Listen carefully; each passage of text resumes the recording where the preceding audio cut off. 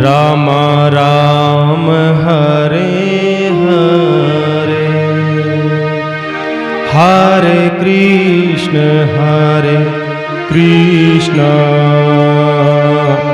कृष्ण कृष्ण हरे हरे, हरे राम राम राम हरे हरे, हरे कृष्ण कृष्ण कृष्ण हरे हरे।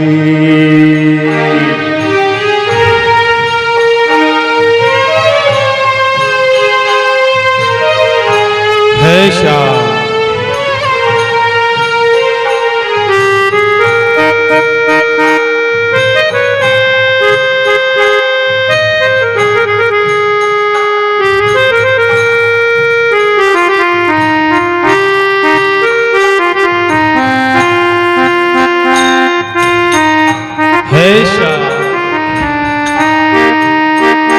हरे राम राम राम हरे हरे, हरे राम राम राम हरे हरे, हरे कृष्ण कृष्ण कृष्ण हरे हरे, हरे कृष्ण कृष्ण कृष्ण हरे हरे, हरे राम राम राम हरे हरे, हरे राम राम राम हरे हरे, हरे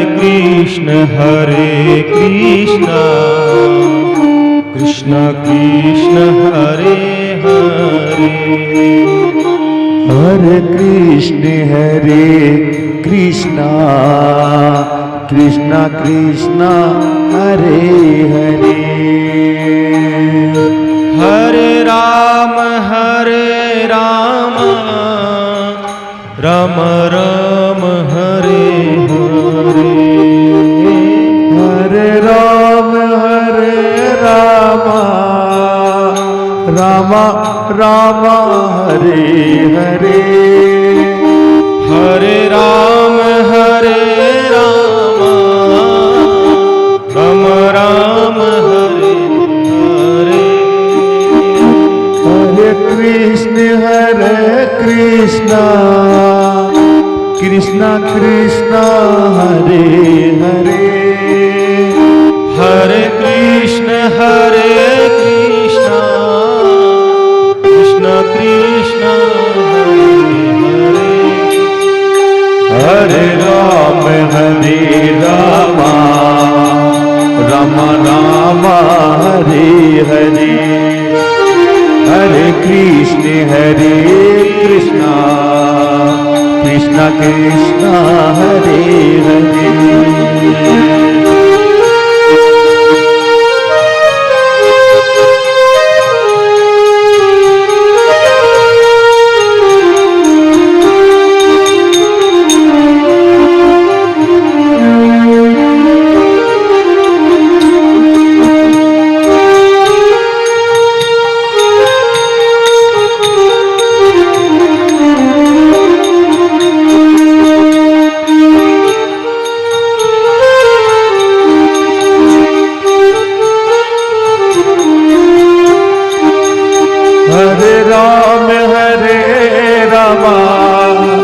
राम राम हरे हरे, हरे राम राम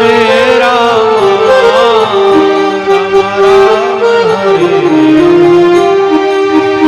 हरे कृष्ण कृष्ण कृष्ण हरे हरे, हरे कृष्ण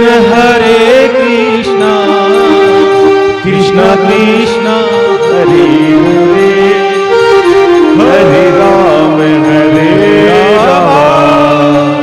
राम राम हरे हरे हरे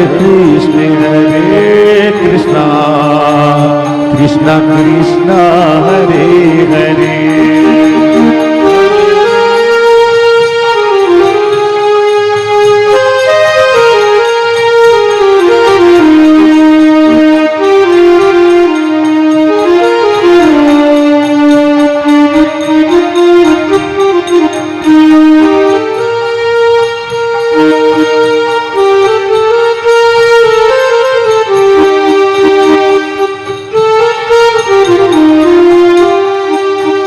हरे राम राम राम हरे हरे हरे राम राम राम हरे हरे हरे कृष्ण कृष्ण कृष्ण हरे हरे हरे कृष्ण कृष्ण कृष्ण हरे हरे हरे राम राम राम हरे राम राम राम हरे हरे हरे कृष्ण कृष्ण कृष्ण हरे हरे हरे कृष्ण कृष्ण कृष्ण कृष्ण हरे हरे हरे राम राम राम हरे हरे राम राम हरे हरे राम राम हरे हरे बोलिए कृष्ण कन्हैया लाल की जय वृंदावन बिहारी लाल की द्वारिकाधीश की जय।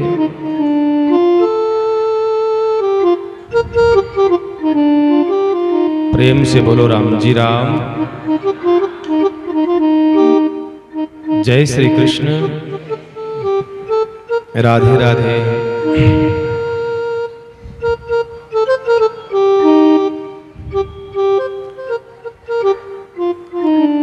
अनिर्वचनीय अप्रमेय अचिंतनीय विराट विश्वात्मा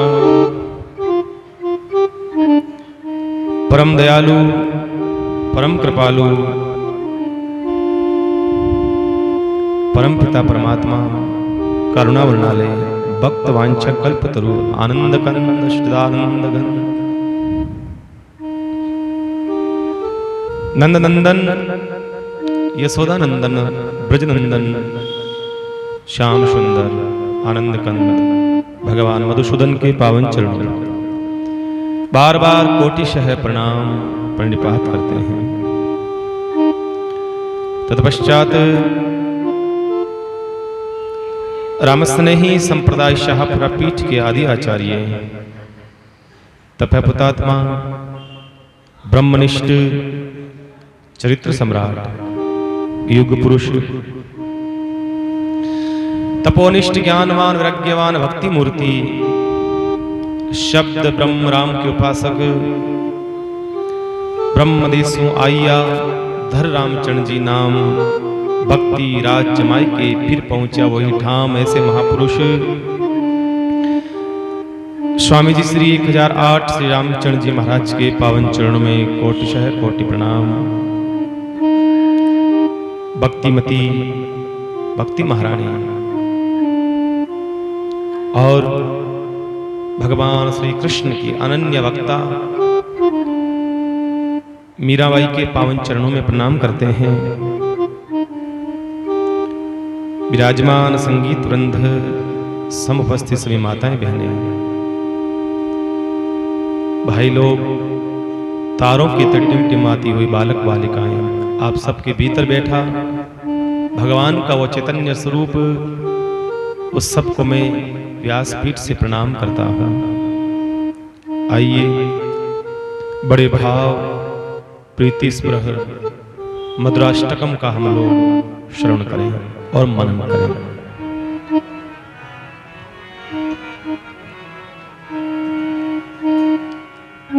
अधरम मधुरम वदनम मधुरम नयनम मधुरम हसितम मधुरम।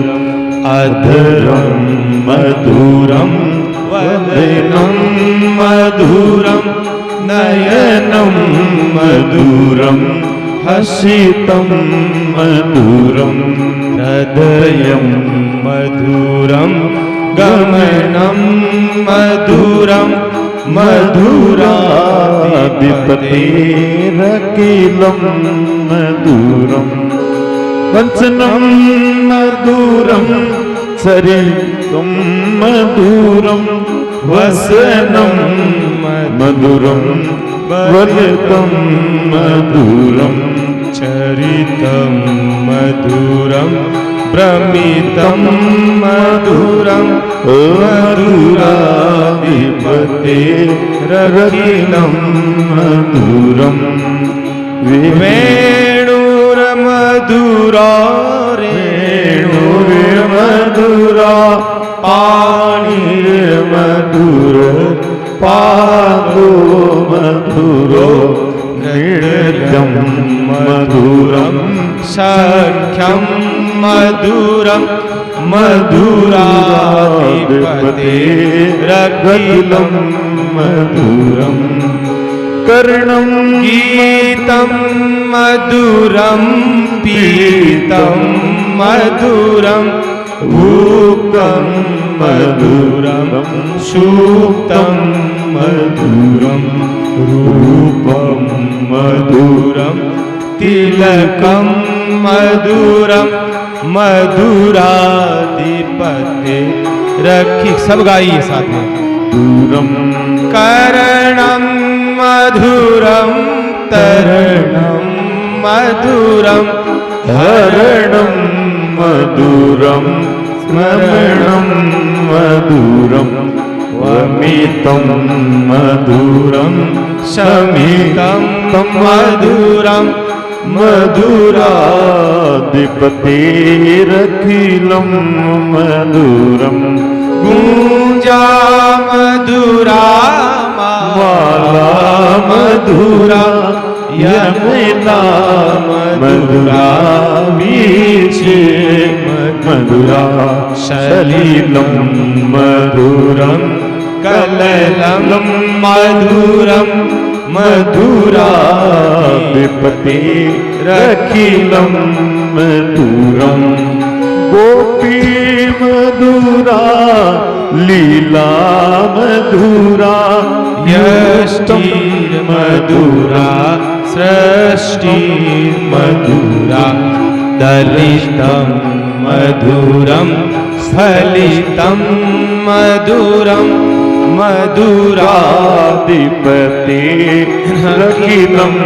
मधुरम। अधरं मधुरम वदनं मधुरम नयनं मधुरम हृदयं मधुरम हृदयं मधुरम गमनं मधुरम मधुराधिपतेरखिलं मधुरम मधुराधिपतेरखिलं मधुरम मधुराधिपतेरखिलं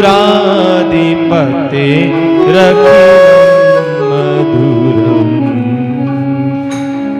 भोली कृष्ण कन्हैया लाल की जय हो।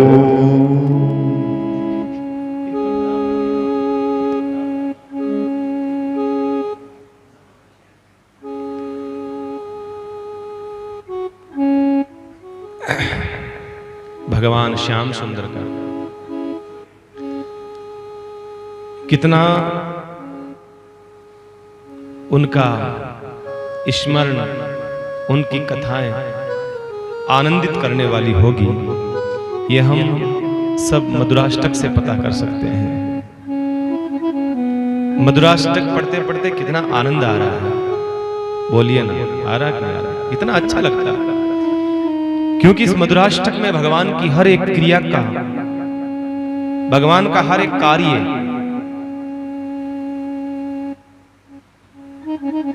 भगवान की हर एक चीज का वर्णन किया गया है।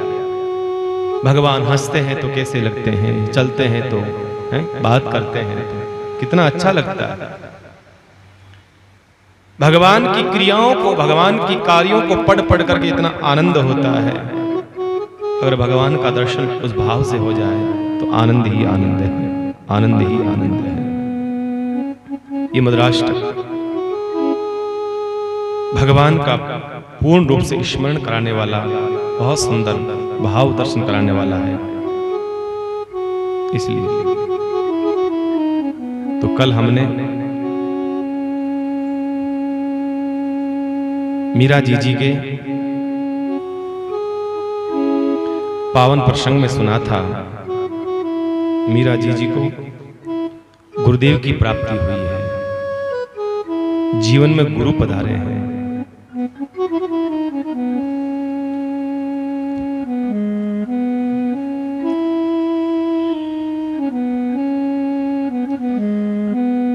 मीरा जी को गुरुदेव का सानिध्य प्राप्त हुआ है।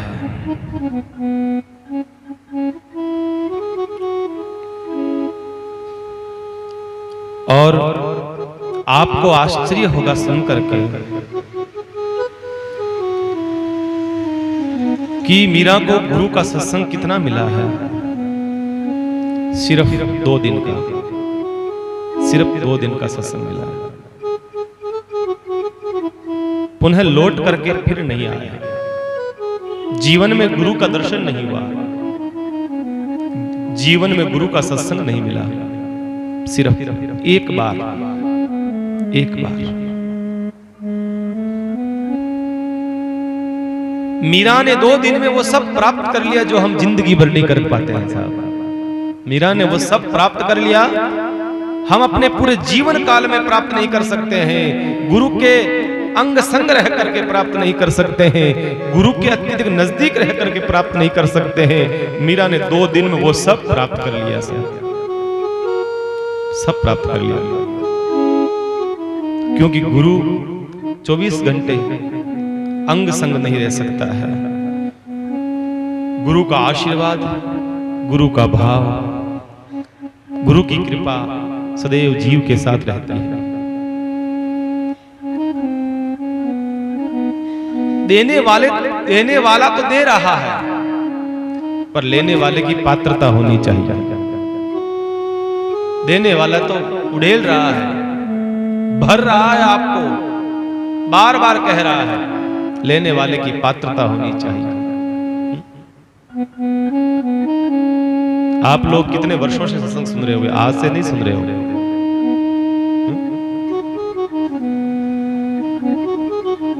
तो जीवन में संत दे रहा है।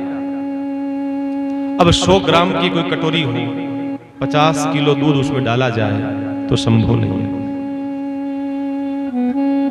कमी कृपा में नहीं होती है, कमी तो पात्रता में होती है प्यारे। कभी कमी कृपा में नहीं होती है। महाराज के पास आओ, आकर के महाराज आशीर्वाद दे दो। आशीर्वाद देने का विषय नहीं है, आशीर्वाद तो जीने का विषय है। कई लोग कहते हैं आशीर्वाद दो महाराज, माथा ऊंचा ही नहीं करते हो। जब तक माथे पे हाथ न रखो माथा ऊंचा नहीं। आशीर्वाद दो, कहीं नहीं दे पाते हैं तो खुद ही हाथ पकड़ खुद माता माता लो, थान नहीं दे तो कहीं मैं तो खुद ले वहां। अरे ले तो लोगे आशीर्वाद अंग का, शरीर का, पर भीतर की कृपा तो गुरुदेव कब आशीर्वाद देता है आपको पता ही नहीं चलता है, और आप कब ले लेते हो पता ही नहीं चलता है। गुरु कब भीतर से आशीर्वाद आपके ऊपर उड़ेल देता है, आपको महसूस भी नहीं होता है। कमी कृपा की नहीं है, कमी तो पात्रता की है। जीवन में पात्रता आ जाएगी तो स्वयं कृपा बरस जाएगी, बरस जाएगी। स्वयं कृपा बरस जाएगी। इसे संतों ने कहा कि हम तो तैयार बैठे हैं, मैं किने सुनाहूं ज्ञान, अरे उठ उठ भागे रे,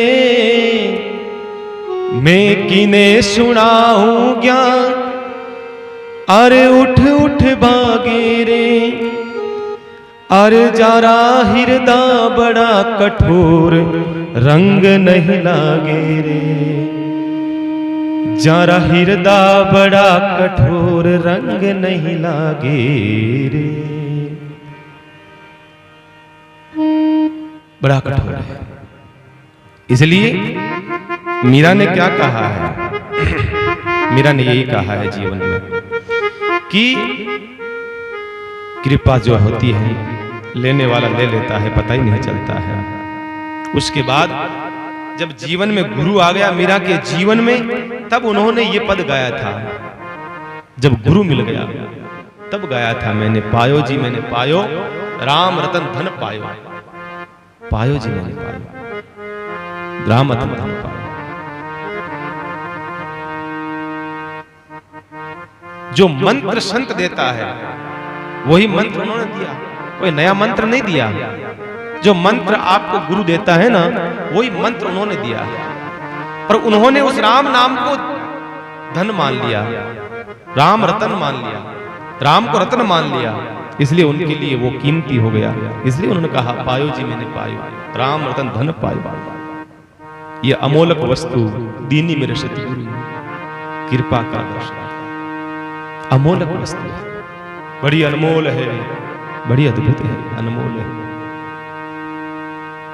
जीवन में गुरु देना तो चाहता है जीव को, उड़ेलना चाहता है, बरसात करना चाहता है कृपा की, लेकिन हमें पात्रता की आवश्यकता है।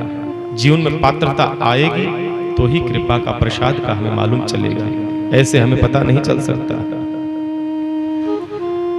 समर्थ गुरु हो, प्यासे के पास में कुआं आया है, चल कर के आया है, भक्ति मार्ग में उल्टा होता है ना। संसार में तो जिसको प्यास लगती है वो कुएं के पास जाता है, पर भक्ति मार्ग में बिल्कुल विपरीत है। भक्ति मार्ग में जो प्यासा होता है कुआं चल करके उसके पास में आता है, चल करके आता है। जैसे स्वयं वेदास जी महाराज आए हैं, चल करके आए हैं मीरा के पास में। वेदास जो रामानंद जी महाराज के समर शिष्य थे, कल भी मैंने बताया था, कोई साधारण गुरु नहीं है। वेदास जी कोई साधारण गुरु नहीं है, जिन्होंने मीरा को वो चीज दे दी। अपने जीवन में मीरा से कहा, मीरा अपने जीवन में जो कमाया मैंने, मेरे पास में क्या है? मेरे पास में सिर्फ और सिर्फ साधना है, मैंने भजन करा है। वो सब मैं जितनी जीवन में साधना करी है, जब से मैंने संन्यास लिया है, गुरु कृपा से जो भजन करा है, सुमिरन करा है, साधना करी है, सब मीरा फैला अपनी झोली में खाली हो जाता हूं। डाल दिया अपनी झोली में, मीरा की झोली भर दिया मीरा को, पूर्ण हो गई मीरा, खाली हो गया फकीर। ले मीरा ले, कोई दे सकता है? धन दे दोगे, पैसा दे दोगे, मकान दे दोगे, गाड़ी दे दोगे, बंगला दे दोगे, कार दे दोगे, लेकिन अपने संपूर्ण जीवन का पुण्य कौन दे सकता है? कौन दे सकता है? बस कोई संत फकीर अपने शिष्य की पात्रता को देख करके पात्र भर देता है। ऐसा कोई फकीर होता है भाई जो अपना सारा पुण्य दे सकता है। कौन दे सकता है? हम तो खुद डरते हैं, हम संत बैठे हैं, हम खुद डरते हैं, नहीं नहीं भाई पुण्य। हमारे ऊपर प्रणाम भी करता है, हाथ लगाता है पैरों पे, कोई चरण धोना चाहता है तो हम मना करते हैं। क्यों? क्योंकि नहीं नहीं रहने दो, पाप लगता है, ये भाव। अरे हम नहीं देना चाहते हैं, लो बताओ आप तो कहां से दोगे? आप तो गृहस्थ लोग हो। हम खुद मना करते हैं, नहीं नहीं नहीं। वो फकीर कितना महान रहा होगा, क्या फकीर का जीवन रहा होगा, उनकी साधना कितनी रही होगी भाई। मीरा को भगवान मिला है ना, तो ऐसे नहीं मिला है। मीरा की स्वयं की साधना तो रही है, साधना के पीछे उस फकीर की तपस्या भी रही है। मीरा की अकेली साधना नहीं रही है, अपना जीवन का निचोड़ दे देता है। जिस प्रकार से एक मां अपने बेटे को बनाने के लिए अपनी बॉडी का, अपने शरीर का निचोड़ बना करके एक बेटे को पैदा करती है, उसे अपने में से ही निकाल के देती है। इसी प्रकार से गुरु अपने शिष्य को अपनी आत्मा में सत्संग, साधना, भजन, सुमरण करके उसको दे देता है। ये ले, आप अपने बेटे को क्या दे सकते हो? अपनी प्रॉपर्टी नाम कर सकते हो, अपना वैभव उसके नाम कर सकते हो, अपनी संपत्ति उसके नाम कर सकते हो, और क्या कर सकते हो? पर संत कहता है, ना तो मेरे पास में प्रॉपर्टी है, ना धन है, ना सामान है, मेरे पास में तो सुमरण है, साधन है, भजन है। मीरा, अपनी झोली को फैला, मैं तुझे डाल देता हूं, डाल देता हूं। देखिए, इसलिए देखते कहीं देखते हैं हम लोग, कोई घटना घट जाती है, कोई मरने की स्थिति में होता है, तो हम लोग क्या करते हैं? हे भगवान, मैं आपके नाम की इतनी माला फेर देता हूं, मैं जो भी पुण्य कमाता हूं उसके लग जाए। उसका फर्क पड़ जाता है, फर्क पड़ जाता है।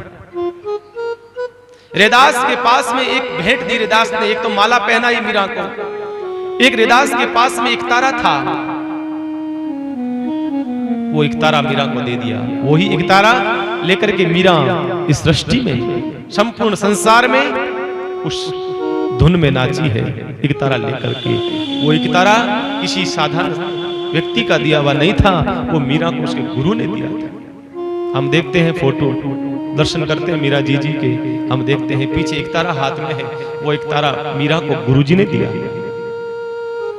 रामानंद जी महाराज ने जो माला दी थी रैदास जी महाराज को, संत बनते हैं तो गुरु एक माला प्रदान करता है, ये माला फेरना। एक तो कंठी दी जाती है गले में, एक माला दी जाती है, ये माला फेरना। वो माला गुरु देता है और गुरु कहता है, ये माला मैंने तेरे को दी है, तेरे से भी कोई ज्यादा पात्र मिल जाए, ये माला उसको दे देना। आज लगा उस फकीर को लगा, मेरे से ज्यादा पात्रता मीरा में है, ये मीरा तू पकड़ मार। दे दी मीरा को माला, एक तारा दे दिया, माला दे दी। अरे भाई, संत तो आपके ऊपर उड़ेलना चाहता है, डालना चाहता है, पर पात्रता की आवश्यकता है। जीवन में पात्रता आएगी तो जीवन पवित्र बनेगा, पवित्रता आएगी। मीरा के जीवन में समृद्ध रैदास आए, जाति बिरादरी से महान ऊपर उठ करके जिनका जीवन रहा है, जो बड़े से बड़े संतों का अहंकार भंग कर देते हैं। गुरु गोरखनाथ, नाम सुना होगा गुरु गोरखनाथ का, कौन नहीं जानते हैं? ऐसा फकीर, ऐसा सन्यासी गुरु गोरखनाथ, जो अपने सिद्धियों का अहंकार लेकर के चलते थे। इतनी सिद्धियां थी उस जमाने में।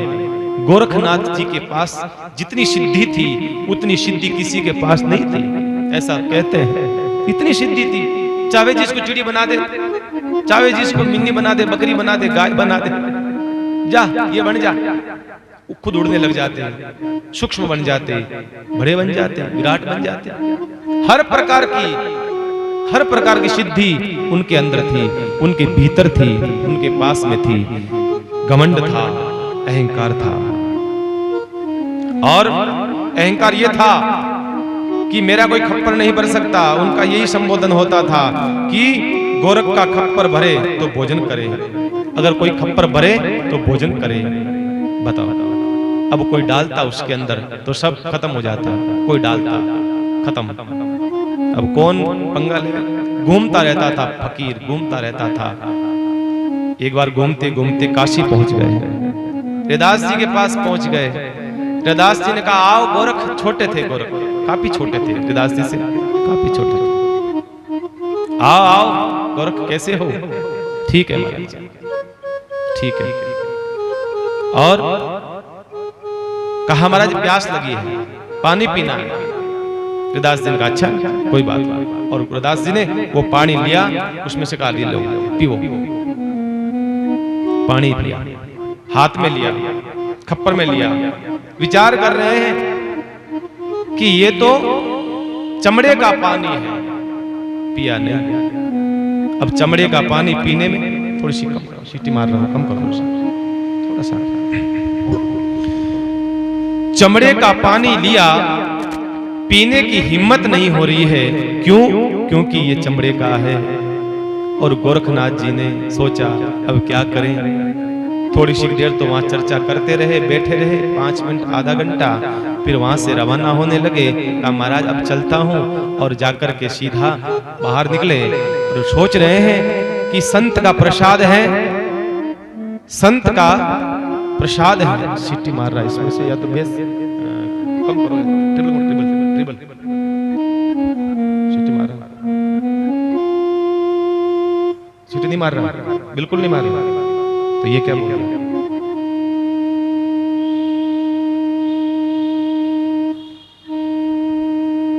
गुरु गोरखनाथ चल पड़े, सोच रहे हैं कि संतों का प्रसाद है, अगर जमीन पर डालूंगा तो अपमान होगा संत का, पी जाऊं तो ये चमड़े का पानी पीते नहीं बनता है। अब क्या करना चाहिए सोच रहे थे। उसी समय आ गया कबीरदास जी का घर। सोचा यहाँ पानी पी लेता हूँ, वहां तो रैदास जी ने पानी नहीं पिलाया, यहाँ पानी पी लेता हूँ। अंदर गए, आवाज लगाई, आवाज लगाई तो कबीर जी तो नहीं थे, कबीरदास जी की जो बेटी है कमाली वो थी। ओहो गोरख चाचा आए हैं, छोटे कबीरदास छोटे थे, कबीरदास जी आओ आओ गोरख चाचा पधारो, स्वागत है आपका। बिठाया, आसन लगाया, कहा पानी पीना है, पानी पिलाया कबीरदास जी की बेटी कमाली ने। फिर कबीरदास जी की बेटी ने पूछा गोरखनाथ जी इस कमंडल में इसमें क्या है, पात्र में क्या है, आपके खप्पर में क्या है? कहा अरे कमाली क्या बताऊं, मैं तो गया था रैदास जी के पास में पानी पीने के लिए, पर उन्होंने चमड़े का पानी दे दिया। अब चमड़े का पानी कैसे पिए तू बता। अरे आप नहीं पी सकते हो तो मुझे दो, एक काम करो मुझे दो। और वो कहा वाह मैं यही चाहता हूं, ले ले ले, और दे दिया पानी। कमाली ने पानी पिया, अगम निगम की जानी। अब कमाली आगे भविष्य क्या होने वाला है, पीछे की बीती घटनाएं, आने वाला कल, सब कमाली को मालूम चलने लग गया।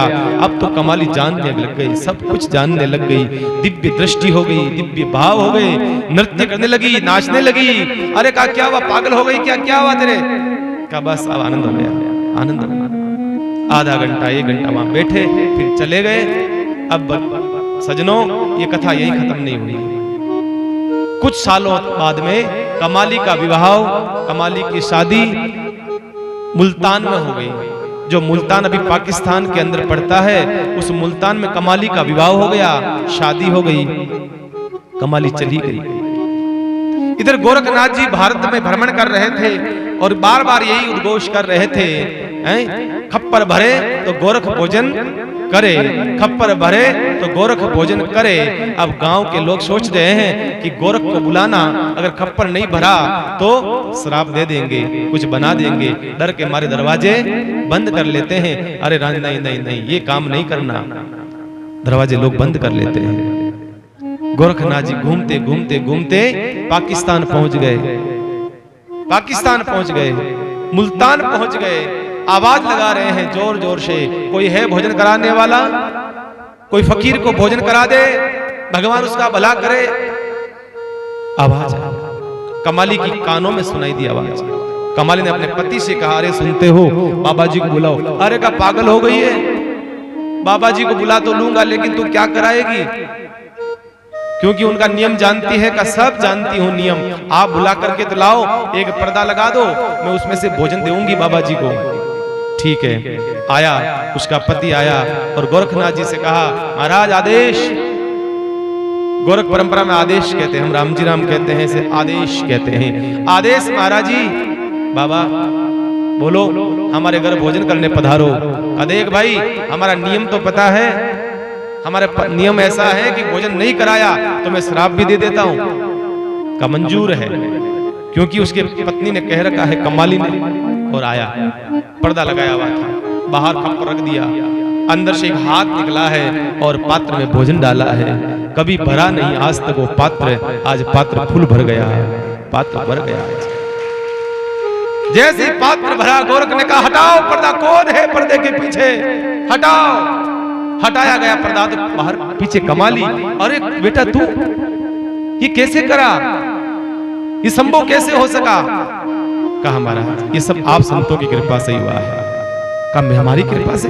कहा हाँ महाराज, ये रैदास जी महाराज की कृपा से हुआ है, उन्हीं की कृपा का प्रसाद है, ये उन्हीं की कृपा के प्रसाद से ही ये सब संभव हो पाया है।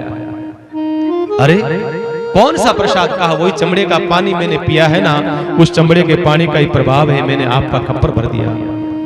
अरे गोरखनाथ ने कहा अच्छा। गोरख ने अपना खप्पर वहीं पटका, दौड़ा भागा, भारत आया, आकर के काशी में आके दास के पैर पकड़ लिए, महाराज मुझे पानी पिलाओ, वो पानी पिलाओ, मुझे वो पानी पिलाओ। रैदास ने कहा कौन सा पानी, कैसा पानी? अरे कहा वो पानी जो आप मुझे पिला रहे थे वो पिलाओ। कहा अरे अरे गोरख, अरे भोले गोरख अब क्यों पूछ रहा है, क्यों?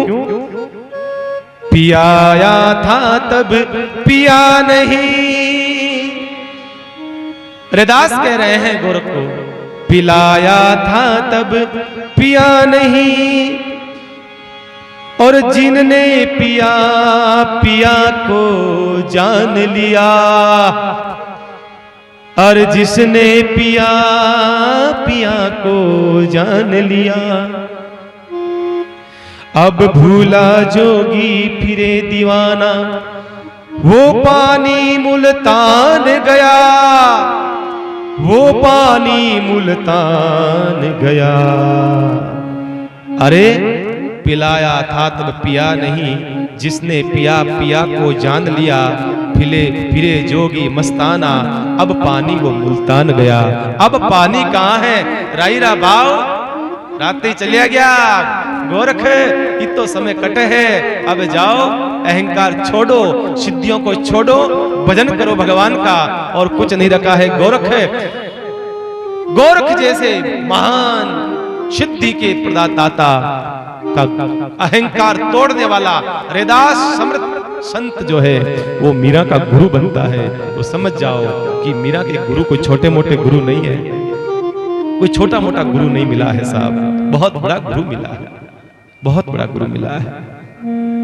जीवन में इस प्रकार से ऐसे गुरु, समर्थ गुरु आते हैं और शिष्य का हाथ पकड़ते हैं, फिर वो शिष्य कहीं अटकता नहीं है, फिर कहीं भटकता नहीं है, फिर कहीं अटकता नहीं, ऐसा समर्थ। तो ऐसे भगवान के भक्त है मेरे बंधु, ऐसे भगवान के परम भक्त है मीरा बाई, और भगवान के परम भक्तों की कथा स्वयं भगवान सुनना चाहते हैं। हम तो साधारण जीव हैं। आपको मीरा जी का चरित्र मुझे नहीं पता है कि आपको कैसा लगता होगा, मैं इस बात को नहीं जानता हूं, पर मैं इतना जानता हूं कि अगर मैं कथा कह रहा हूं, अगर मैं कथा गा रहा हूं, अगर मुझे अच्छा लगता है तो ये 100% है कि आपको भी अच्छा ही लगता होगा, 100%।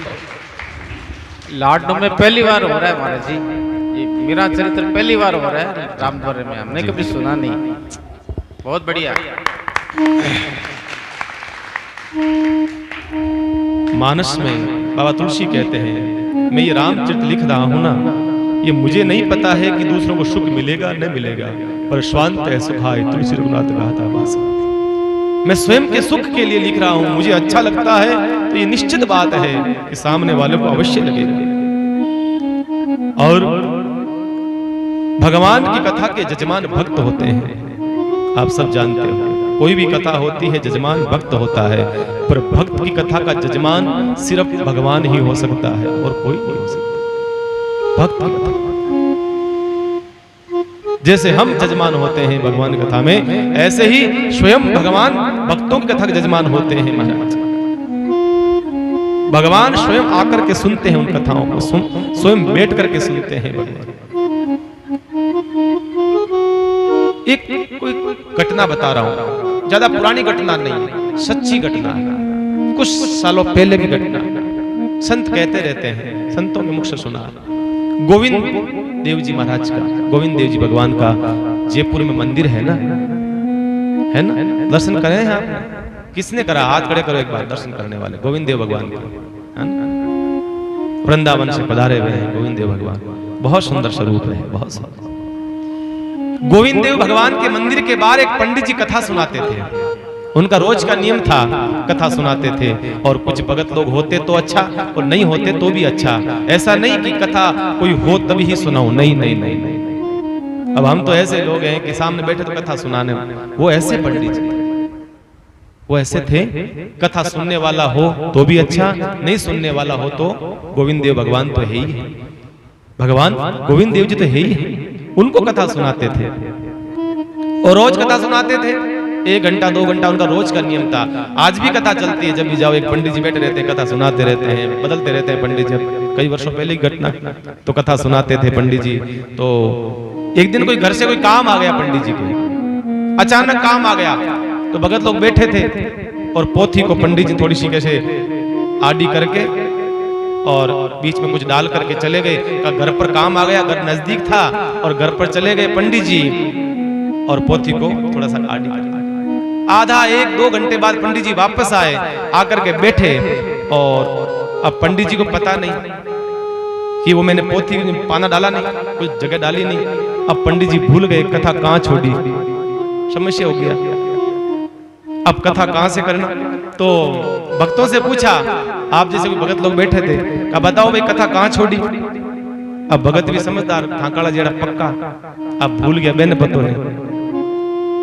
बाया घणी बैठी, बाया कहे ए कमला तू बतावे करनी, बाकी रामर तू बतावे, थने पतो तू घणी भगत नहीं बने, तू घणी मोटी बने, रामदर जावे दौड़ दौड़, तू बतावे यहाँ करे बाया। लेकिन कथा की नहीं ठाकुर ने, बाया ने ठाकुर ने, बाया ने तो कटू पड़ी बचे, बाया ने तो राम जी ये तो कट रहे हैं, बाया ने कथा याद नहीं। अब महाराज कहे देखो भाई जब तक था बताओ कौन कथा कट छोड़ी तब तक मैं कथा आगे करूं। अब महाराज ही बैठ गया पूरा यहाँ लट प्राण, जब तक नहीं बताओगे कि कथा मैंने कहां छोड़ी है तब तक मैं आगे कथा नहीं करूंगा, नहीं करूंगा। किसी ने बताया नहीं, किसी ने नहीं बताया, कथा वहीं रुक गई।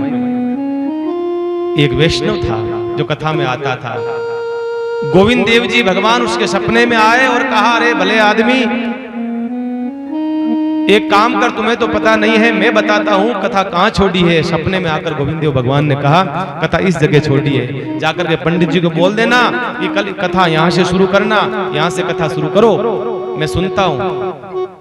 वैष्णव गया, दूसरे दिन कहा महाराज मैंने बता, गोविंद देव जी भगवान सपने में आए थे, उन्होंने ये कहा है कि कथा यहां छोड़ी है, अब कथा यहां से करो। पंडित जी ने कहा अच्छा। अब पंडित जी को और समस्या हो गई। पंडित जी ने कहा कि कथा बाचू मैं, सपनों आवे थने। अबे महाराज जब तक भगवान मने आन नहीं कही जब तक तब तक मैं कथा करूं। अब पंडित जी और तेवड़ ली। पंडित जी कहने लगा कि जब तक मारे सपना में मारे भगवान खुद आन नहीं कही तब तक मैं कथा आगे नहीं करूं, बढ़ाऊं नहीं। आखिर में गोविंद देव भगवान गर्भ करे सु आवाज आई, अरे पंडित जी कथा आटू छोड़ी आगे करो। और सुने कि नहीं सुने पर मारे बहुत कथी अच्छी लगे भक्तानो चरित्र, आगे करो। भक्त माल कथा करता, भक्त माल कथा करता, इन मास्ते आवाज आई गर्भ करे सु पंडित जी आप आठों कथा करो शुरू, मने कथा सुननी है, मने कथा अच्छी लगे। हम लोग तो भाग कथाओं के जजमान 7 दिन के होते हैं, 3 दिन के होते हैं, 9 दिन के होते हैं, पर भगवान भक्तों की कथा के जजमान युगों युगों तक होते हैं, युगों युगों तक होते हैं। और कोई कथा में आए कि नहीं आए, पर भगवान जरूर कथा में आते हैं, अवश्य आते हैं। इसलिए जब भी राम कथा होती है आप सुनते होंगे, अक्सर सुनते होंगे, राम कथा का मुख्य श्रोता कौन है? हनुमंत लाल है, मुख्य रूप से हनुमंत लाल है। और इसलिए कोई भी वक्ता कथा गाएगा सबसे पहले इस दोहे को बोलेगा, आइए हनुमंत बिराजिए, आइए हनुमंत बिराजिए, कथा करहूं मति अनुसार, प्रेम सहित गादी धरहूं, पधारिए पवन कुमार। आइए हनुमंत विराजिए, कथा करहूं मति अनुसार, प्रेम सहित गादी धरहूं, पधारिए पवन कुमार। इसलिए क्या करते हैं, जो भी कथा शुरू करते हैं उससे पहले ये दोहा गाते हैं, और कोई आवे न आवे हनुमान जी महाराज जरूर पधारेंगे, अवश्य पधारे, अवश्य। एक महात्मा जी थे, एक पंडित जी थे, उनका नियम था राम कथा गाते सबसे पहले यही दोहा गाते, आइए हनुमंत विराजिए कथा करो मत अनुसार। सब लोग सुनने आते थे। एक बार एक कोई वकील आया, एडवोकेट आया, आकर के महाराज से कहा महाराज आ बात था क्यों जगह कहीं सच्ची है कहीं हो। महाराज क्यों भाई मारो तो विश्वास वही कहवे कि आप बात सच्ची है। हनुमान जी आवे का बिल्कुल आ, कोई प्रमाण है का इसमें प्रमाण नहीं है, ये तो भीतर का एक एहसास है, भीतर का भाव है, इसमें कोई प्रमाण की कोई विषय नहीं है भैया, ये तो श्रद्धा का विषय है? श्रद्धा का विषय है। कोई कहे तुम्हें, कोई कहे कि भाई भगवान है, आप क्या कहोगे? कोई आजकल के पढ़े लिखे प्रश्न कर लेते हैं, भगवान है? हम कहते थे हाँ हाँ बिल्कुल भगवान क्यों बोली, घना भगवान तो है। पर सामने वाला कहता है बताओ लाओ बताओ, क्या जवाब दोगे आप? क्योंकि आजकल ये प्रश्न कौन कर सकता है? नास्तिक ही कर सकता है, आस्तिक कभी प्रश्न नहीं करेगा इस प्रकार के। तो आप उसको कहिए क्या तुम्हारे अंदर अक्ल है? कहां है बताओ कट अक्ल, क्या बताइए थोड़ी है, इसका मतलब अक्ल है ही नहीं तुम्हारे अंदर। इसका मतलब भाई तुम्हारे से पूछे कि भगवान है, तुम कहोगे हाँ है, तो वो कहेगा बताओ, तो बताओ नहीं पाओगे। तुम ये प्रश्न करो, तुम पूछो तुम्हारे अंदर अक्ल है? हाँ अक्ल है, का बताओ, का बताई थोड़ी जाती है, वो यही कहेगा, यही तो कहेगा। क्या कहेगा? इसका मतलब तुम कहो तुम्हारे अंदर अक्ल नहीं है, का नहीं अक्ल तो है मेरे अंदर, तो बता क्यों नहीं रहे हो? का बताइए थोड़ी है। तो यही बात है भैया, भगवान है, परमात्मा है, दिखाने का विषय नहीं है, अपने आप महसूस करने का विषय है। अपने आप कई चीजें ऐसी होती है अपने आप महसूस की जाती है। रसगुल्लो खाओ था एकदम बढ़िया, और रामेश्वर जी वालों बढ़िया मोटो रसगुल्लो। आपसे पूछे, कोई पूछे कि कैसा लगा, आप क्या कहोगे? हाँ बहुत बढ़िया बहुत बढ़िया, बहुत मीठो, यहाँ बस यही कह सकते हो आप। सामने वाले को शब्दों में बता सकते हो, एहसास आपने करा है, तो आप कहोगे एक काम करो तुम खा करके पता करो, तुम्हें पता चल जाएगा। ये स्वयं के भीतर का एहसास है। ये आपकी रचना ने बताया, शब्दों में अच्छा लगा है, बहुत स्वादिष्ट है, ये है वो है सब है, लेकिन उसको स्वाद नहीं आएगा। जब तक वो स्वयं रसगुल्ला नहीं खा लेगा तब तक उसको स्वाद नहीं आएगा, एहसास नहीं होगा। इसी प्रकार से भगवान तो है, ऐसी कोई जगह नहीं भगवान नहीं है, पर इन आंखों से नहीं दिखता है, ये भीतर का विषय है। तुम उसको महसूस कर सकते हो भजन के द्वारा, सुमरन के द्वारा। यही महाराज ने कहा, अरे वकील साहब, हनुमान जी महाराज गादी पर आते हैं, एक गादी लगाते थे कथा को बैठने की, अपनी कथा के पास में ही एक छोटी गादी और लगाते थे हनुमान जी महाराज के लिए। हनुमान जी महाराज को आह्वान करते और उनको भगवान को बिठाते हनुमान जी को। वकील ने कहा मैं नहीं मानता। का एक काम करो, मुझे लगता है मैं रोज हनुमान जी को बुलाता हूं और मैं बिठाता हूं, एक काम करो कल आप आओ और मैं ये दोहा पढ़ूंगा, फिर तुम गादी को ऊंची कर देना। अगर ऊंची हो गई तो समझेंगे हनुमान जी नहीं है, और नहीं हुई तो समझना हनुमान जी हैं। का पक्की बात है महाराज, ठीक है आ जाना कल। पर वो वकील था, ऐसा नहीं होता है, ये गादी में साथ घर पर लेके जाऊंगा, आज रात्रि को गादी घर पर ले जाऊंगा, क्या पता आप कुछ कर दो तो। ठीक है ठीक है, पर महाराज एक शर्त लगाओ, अगर प्रमाण गलत हो गया तो क्या करोगे? संत ने कहा देख भाई वकील, अगर मेरा प्रमाण गलत हो गया, मैं सन्यास को छोड़ करके, इन कपड़ों को छोड़ करके जिंदगी भर तेरे ऑफिस में नौकरी करूंगा, झाड़ू लगाऊंगा, जिंदगी भर तेरे वहां चपरासी बन करके मैं जिंदगी जीऊंगा। और सच्चा हो गया तो वकील ने कहा मैं सन्यासी बन जाऊंगा, आपके साथ सब कुछ छोड़ करके, संपूर्ण त्याग करके मैं आपके साथ हो जाऊंगा। बात पक्की होगी।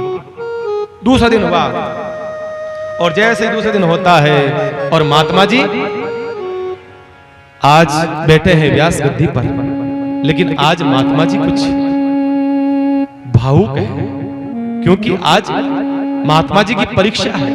महात्मा जी ने कहा मेरी परीक्षा नहीं है, आज परीक्षा प्रभु राम आपकी है, मेरे कोई फर्क नहीं पड़ता है, मुझे कौन जानता है, मुझे कौन जानता है, तुझे जानती है दुनिया। तो हनुमान जी से कहने लगे, पुकारने लगे।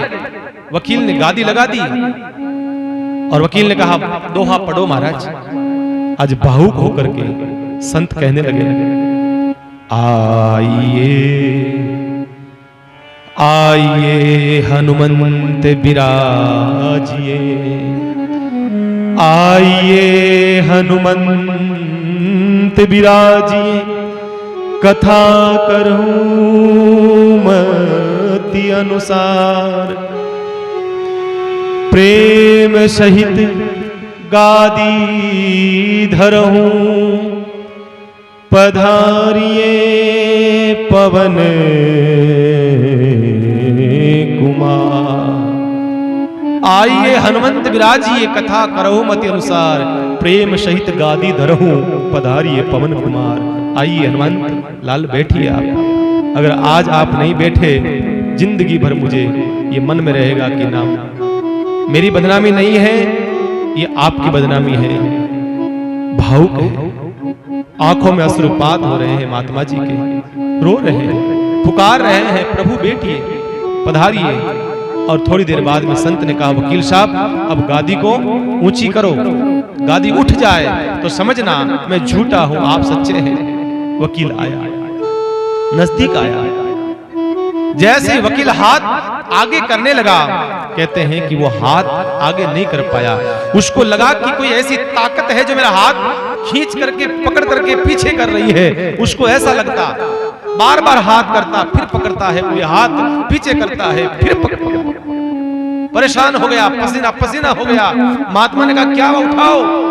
महाराज कोई लगता है कोई ऐसी कोई अदृश्य शक्ति काम कर रही है, उठाने नहीं दे रही है। यही तो कह रहा हूं वकील साहब, ये शक्ति वही है, हनुमान जी स्वयं है, और कोई शक्ति नहीं है। जिंदगी भर संतों की सेवा में वो वकील आया, जिंदगी भर सेवा कर। कहने का मतलब है असली जजमान स्वयं भगवान होते हैं भक्तों के।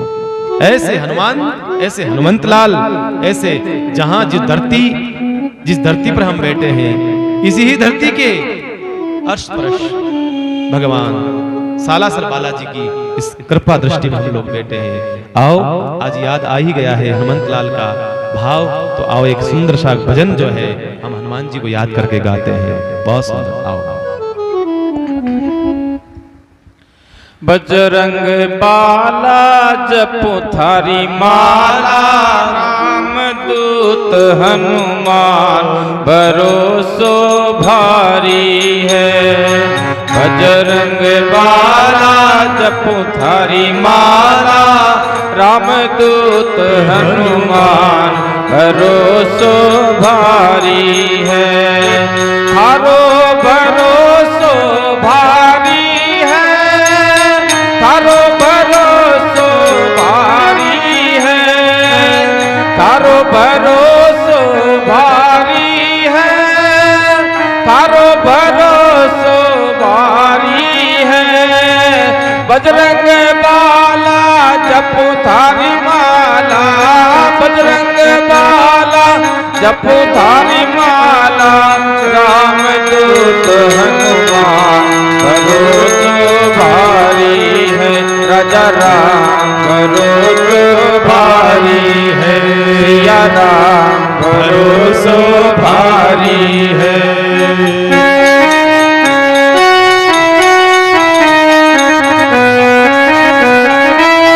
पवन पुत्र हनुमान की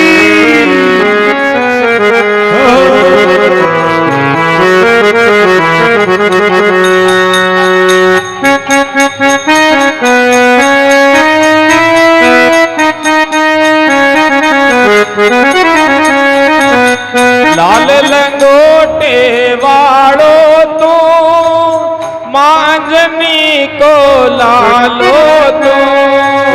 लाल लंगोटे वालो तू, मांझनी को लालो तू। राम नाम मत वालो तू, भगता को रखवाड़ो तू। राम नाम मत वाड़ो तू, भगता को रखवाड़ो तू। सालासर तेरो भवन बनो है, सालासर तेरो भवन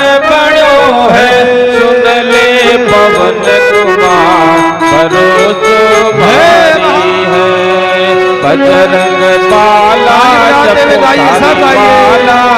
रामदूत हनुमान भरोसो भारी है, तेरो भरोसो भारी है, थारो भरोसो भारी है। बजरंग बाला जपो थारी माला, बजरंग बाला जपो थारी माला। रामदूत हनुमान भरोसो भारी है, राजा राम भरोसो भारी है, सिया राम भरोसो भारी है।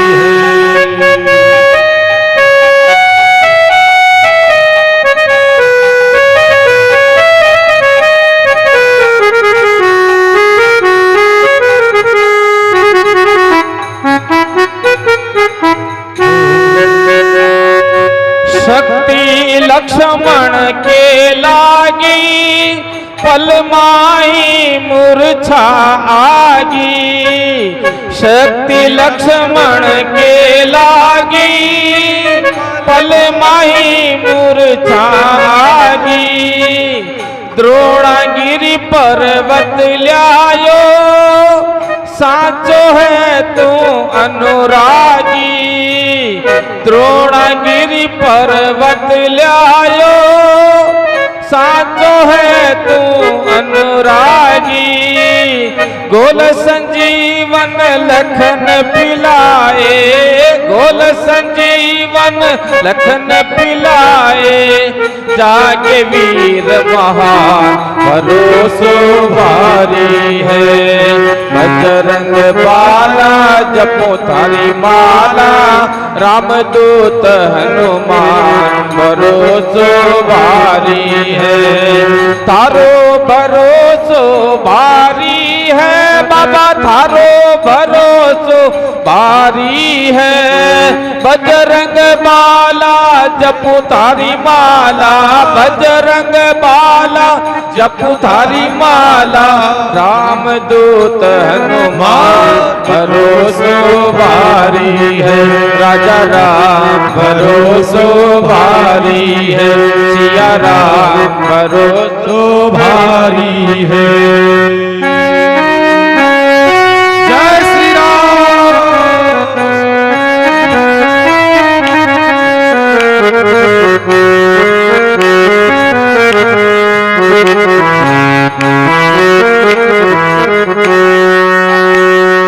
तूने लंका जारी रे, मारे अत्याचारी रे।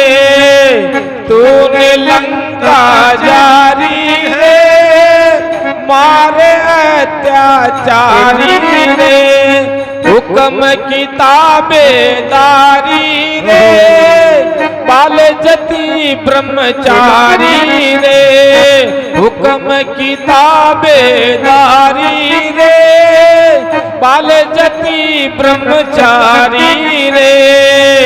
अहि रावण की भुजा उखाड़ी, अहि रावण की भुजा उखाड़ी। ल्यायो तू भगवान भरोसो भारी है, बजरंग बाला जपो थारी माला। रामदूत हनुमान भरोसो भारी है, थारो भरोसो भारी है, थारो भरोसो भारी है। बजरंग बाला जपो थारी माला, बजरंग बाला जपो थारी माला। रामदूत हनुमान भरोसो भारी है, राजा राम भरोसो भारी है।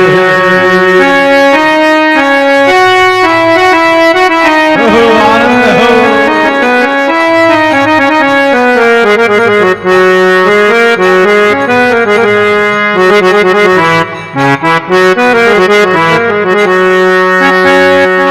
बड़े बड़े कारज सारे, दुष्टों को दलने वाले। बड़े बड़े कारज सारे, दुष्टों को दलने वाले, सच्ची भक्ति के बल से घट में राम दिखा डाले। सच्ची भक्ति के बल से घट में राम दिखा डाले।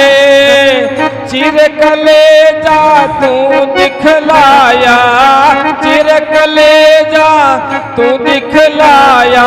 मगन भय भगवान भरोसो भारी है। बजरंग बाला फिरू तारी माला, रामदूत हनुमान भरोसो भारी है। तारो भरोसो भारी है बाबा, तारो भरोसो भारी है। बजरंग बाला जपू तारी माला, बजरंग बाला रटू तारी माला। रामदूत हनुमान भरोसो भारी है। राजा राम भरोसो भारी है।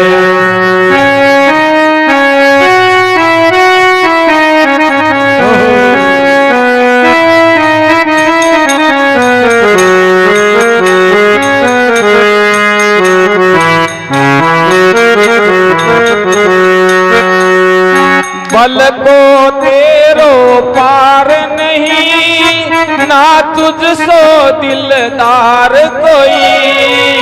बल को तेरो पार नहीं, ना तुझसो दिलदार कोई।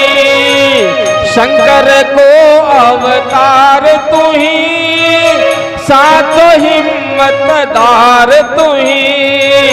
शंकर को अवतार तू ही, साचो हिम्मतदार तू ही। शरण पड़े को आन उबारो, शरण पड़े को आन उबारो। सेवक करे पुकार भरोसो भारी है।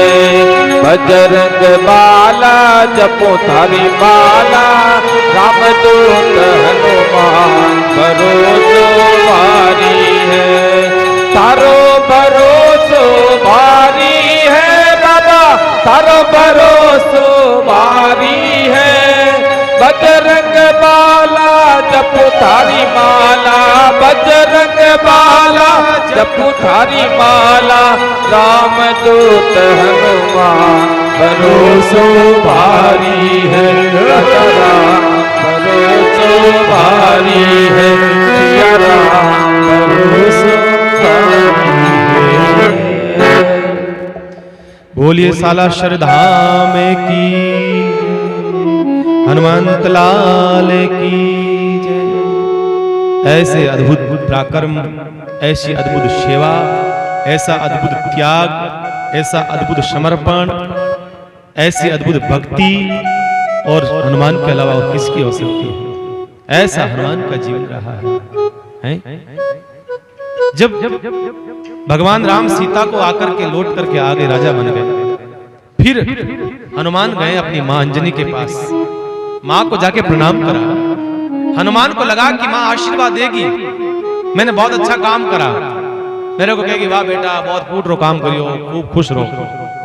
पर मां तो मुंड फेर लियो, आयो जा प्रे। अरे मां क्यों नाराज क्यों हो? नाराजगी क्या है, क्या बात है? कहा नहीं मुझे तेरे से कोई बात ही नहीं करनी है। अरे मां अंजनी बताओ क्या कारण है, आप नाराज क्यों? हनुमान मैंने तेरा जन्म इसलिए कराया, मैंने तुझे पैदा इसलिए किया है, मैंने इसलिए जन्म दिया है तेरे को, तू भगवान राम की सेवा में रहना। भगवान राम को कोई तकलीफ नहीं आनी चाहिए, भगवान राम को कोई परेशानी नहीं आनी चाहिए। हनुमान ने कहा तो मैंने क्या किया, मैंने क्या परेशानी कर दी? मैंने तो पूरी सेवा करी है राम की, साथ में रहा हूं। अरे ये कौन सी सेवा है हनुमान? भगवान राम को सीता को लेने के लिए समुद्र का पुल बनाना पड़ा, कितने सैनिकों को बानरों को ले जाना पड़ा साथ में, और युद्ध करना पड़ा, रावण को मारा, ये करा वो करा, फिर सीता जी लेकर के आए, फिर तेरा क्या योगदान रहा? अरे तू सीता को दिला सकता था, तू भी तो सीता को ला सकता था, राम को तकलीफ क्यों पटकने दी? तब हनुमान जी ने कहा, मां अंजनी, मुझे भगवान राम का आदेश यही था कि जाकर के सीता का पता लगाओ। अगर मुझे भगवान राम ये आदेश कर देते कि तुम्हें सीता को लेकर के आना है, मां को लेकर के आना है, तो आप बात करते हो रावण की? अरे मां, मैं पूरे लंका को समुद्र में डुबाने की ताकत रखता हूं, और मां तू कहती है मेरे दूत का फर्ज नहीं निभाया, मेरे दूत का जो कर्ज है वो नहीं निभाया। मां, ऐसी कोई बात नहीं है, तेरे दूत की ताकत तो जानती है। और हनुमान जी को तो भयंकर पसीना आया हुआ था उस समय, और जैसे ही पसीना पहुंचा, एक शिला पड़ी थी, उस पर जैसे डाला, चट चट करके वो शिला फट जाती है। ये देख मां, तेरे दूध की ताकत ये है, अगर भगवान राम आदेश कर देते मुझे, तो तू बात करती रावण को मारना? मैं पूरी लंका को नष्ट करके राम को लाने का सामर्थ्य रखता हूं, पर मुझे आदेश नहीं था, बस इसीलिए मैंने ये कार्य नहीं करा है, इसलिए नहीं करा। तो श्रोता हो तो ऐसा हनुमान जैसा होना चाहिए, ऐसा होना चाहिए। ध्यान रहे, भगवान की कथा के भक्त होते हैं यजमान, और भक्तों की कथा के स्वयं होते हैं यजमान भगवान। ये अहंकार नहीं पाले हम लोग, हम कथा करवाते हैं, हम कथा करवाते हैं, नहीं नहीं नहीं। और ये दूसरी बात ये है कि आजकल जो कथा करवाते हैं ना, वो कथा सुन ही नहीं पाते हैं, क्योंकि मेहमान घना आ जावे, बे छाती माता आ जावे महाराज, अब को पूछो, बेन रोटी रो पूछो, चाय रो पूछो, नहीं तो मुंडा फूल जावे बेका। आ मोटी समस्या आजकल महाराज, कथा क्या नहीं करावनी, लपड़ो करनो घर में, कथा क्या की करावनी। कथा के साथ साथ में उन लोगों को आ जाते हैं, उनको जाकर के पूछो, नहीं बुलाते हैं तो क्या लो सा माने तो याद ही कौन करिया, अब थाने याद कर था आटान किसे कोई माने न्याल कर बाड़ो, उल्टो माने परेशानी करो भाई। ये सच है बंधु, ये बता रहा हूं, हकीकत बता रहा हूं मैं आपको। जितने हम अकेले होकर कथा सुनते हैं ना जिस आनंद से, उतने मेहमान आने के बाद नहीं सुनते हैं। ये हमारी स्थिति हो जाती है, उनका ध्यान रखो। आपको भी कहता हूं, आप भी कहीं मेहमान बन करके जाना चाहते हो ना कहीं सत्संग में, तो मेहमान बन करके मत जाना, एक श्रोता बन करके, एक भक्त बन करके जाना। उनको कहना, भाई साहब आप हमारी सेवा नहीं करोगे, हमारा ध्यान हम खुद ध्यान रखेंगे, हमारा ख्याल हम खुद रखेंगे, आप हमारी सेवा नहीं करोगे, ये तो उल्टा पाप करते हो आप। वहां जाकर के उल्टा पाप करते हो, और कुछ नहीं है, बस कुछ नहीं है और कुछ नहीं। उन लोगों का समय बर्बाद, हम लोगों का समय बर्बाद, सब खराब। नहीं नहीं, कथा सुननी है तो हम कथा करवाई है तो पूर्ण रूप से उस कथा में समय देवे हम लोग, पूर्ण रूप से। मेरी कई कथा थी, नाम नहीं लूंगा, जहां भी हुई कथा थी, तो मैं कथा का टाइम हो गया, फिक्स टाइम था कथा का, तो मैं मेरी तरफ से कोई टाइमिंग में गलती नहीं होती है, मैं मेरी तरफ से एकदम फिक्स हूँ। पर मेरी जो टीम होती है आसपास की, साउंड सिस्टम है, संगीत सिस्टम है, वो बैठ जाते हैं तो मैं तैयार हो जाता हूँ। श्रोता आवे या न आवे, ये मेरी कोई उससे कोई फर्क नहीं पड़ता मुझे। मेरी जो टीम होती है वो अगर बैठ गई है फिक्स टाइम पर, तो मैं कथा शुरू कर देता हूँ, मेरा नियम है। तो मैं कथा कहने के लिए जा रहा था, तो जो जजमान है कथा कराने वाले, वो कह महाराज आधा घंटा पच कथा हरू कर जो, आज आधा घंटा पच हरू कर जो। मैं क्यों, क्या थोड़ा मोड़ा होगा महाराज, तो बाया थोड़ा शौक बे तैयार होने की होड़ी है, पच कर जियो। अब बताओ, हमारी स्थिति ऐसी हो गई, हमें किस लिए तैयार होना, क्या तैयार होना? हम कथा सुनने के लिए बैठ रहे हैं, हम सत्संग सुनने के लिए बैठ रहे हैं। कौन सी तैयारी कर रहे हो आप? किस शरीर की तैयारी कर रहे हो आप? इस चमड़े के शरीर की तैयारी करोगे? इस गंदगी से भरे हुए चमड़े का, ये हार्ड मांस से भरा हुआ गंदगी की तुम क्या तैयारी करोगे? तुम क्या पहनोगे, क्या लगाओगे बंधु? तुम कथा, भगवान की कथा को विलंब करा करके, अपने शरीर को तुम सजा करके तुम कथा सुनता चाहते हो। मैं कहता हूं साहब, 1% तुम्हें उसका पुण्य नहीं मिलेगा, ध्यान रखना, 1% नहीं मिल सकता। सजाना है तो अपनी आत्मा को सजाओ प्यारे, उस आत्मा को सजाओ। सच कहो ना, मेरा दिल बहुत दुखता है, मैं पीड़ा किसको बताऊं? कथाएं हम सिर्फ इसलिए करवाते हैं, दिखावा है और कुछ नहीं। कथाएं महज दिखावा रह गई है मेरे बंधु, कथाओं का भाव नष्ट हो गया है और कुछ नहीं रहा। आज कहीं महाराज कहीं कथा रो प्रसंग आज वो है तो ठीक है, और ड्रेस कोड रेवला मां को आज ए पेरला सारो पजे वो कलर का ही सब सिस्टम, साड़ी बा कलर की, नग पॉलिश बे कलर का, कहीं के जगह पे मोबाइल भी कवर बे कलर का को वो कहीं लटकावे जगह वो कहीं केवे जगह एक छोटो सो वो भी कलर को, मतलब पूरा मैचिंग का जमाना है। ध्यान रखना, इस मैचिंग से कुछ नहीं होने वाला। जब तक आपका जीवन, आपकी आत्मा भगवान से मैच नहीं करेगी तो कुछ नहीं बचा है, कुछ मतलब नहीं है। ध्यान रखना, कुछ भी नहीं बचा है। आप शादी में जा रहे हो, आप कोई फंक्शन में जा रहे हो, आप कथा में जा रहे हो, कथा में जा रहे हो, ये गलत बात है।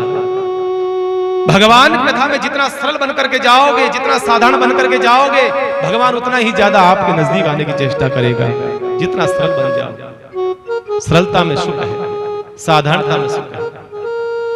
बस मैं ये कहता हूं, बार बार कहता हूं। कई माताएं बहनें, मुझे तो देखो बातें तो घनी क्यों नहीं है, पर कथा घनी है। हमारे तो पीड़ा घनी है। मैं कहीं कथा कहता था, एक माता जी ने ऐसा वो सेंट लगा करके आ गई कथा में। पूरी कथा में मुझे तकलीफ हो गई बंधु, पूरी कथा में कथा नहीं कर पाया।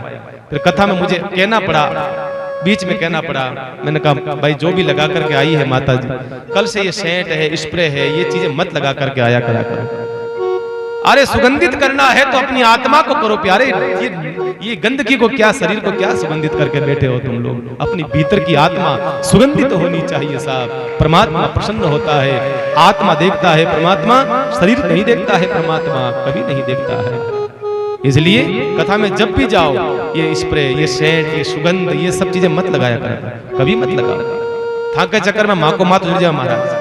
कथा नहीं कर पाता हूं मैं, हकीकत बताऊं मैं आपको, क्योंकि मेरा आदत नहीं रही है इस प्रकार की, कभी नहीं। जितना साधारण अपने जीवन जी सकते हैं, जितना जी सकते हैं, जितना सहज, बस आ जाओ कथा। मुझे आश्चर्य हुआ, मैंने फटकार लगाई उस यजमान को। मैंने कहा आप ये मत सोचना आप कथा करवा रहे हैं तो महाराज को खरीद लिया आपने, खबरदार। आप आओ या नहीं आओ, मुझे कोई फर्क नहीं पड़ता है। तो कहा पूजा कौन करेगा? कहा मैं खुद करूंगा। मैंने कहा पूजा मैं खुद करके बैठ जाऊंगा। मैंने कथा शुरू कर दी मैंने। गलत बात, मुझे बहुत पीड़ा होती है। यहां भी कथा हुई तो यजमान बहुत लेट आते थे। क्या करते हो आप लोग?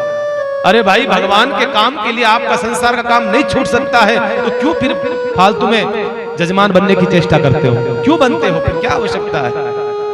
संसार का काम नहीं छोड़ सकते आप लोग, इसलिए मेरी पीड़ा है। मैं बार बार कहता हूं ध्यान रखो, ये अपराध मत करो।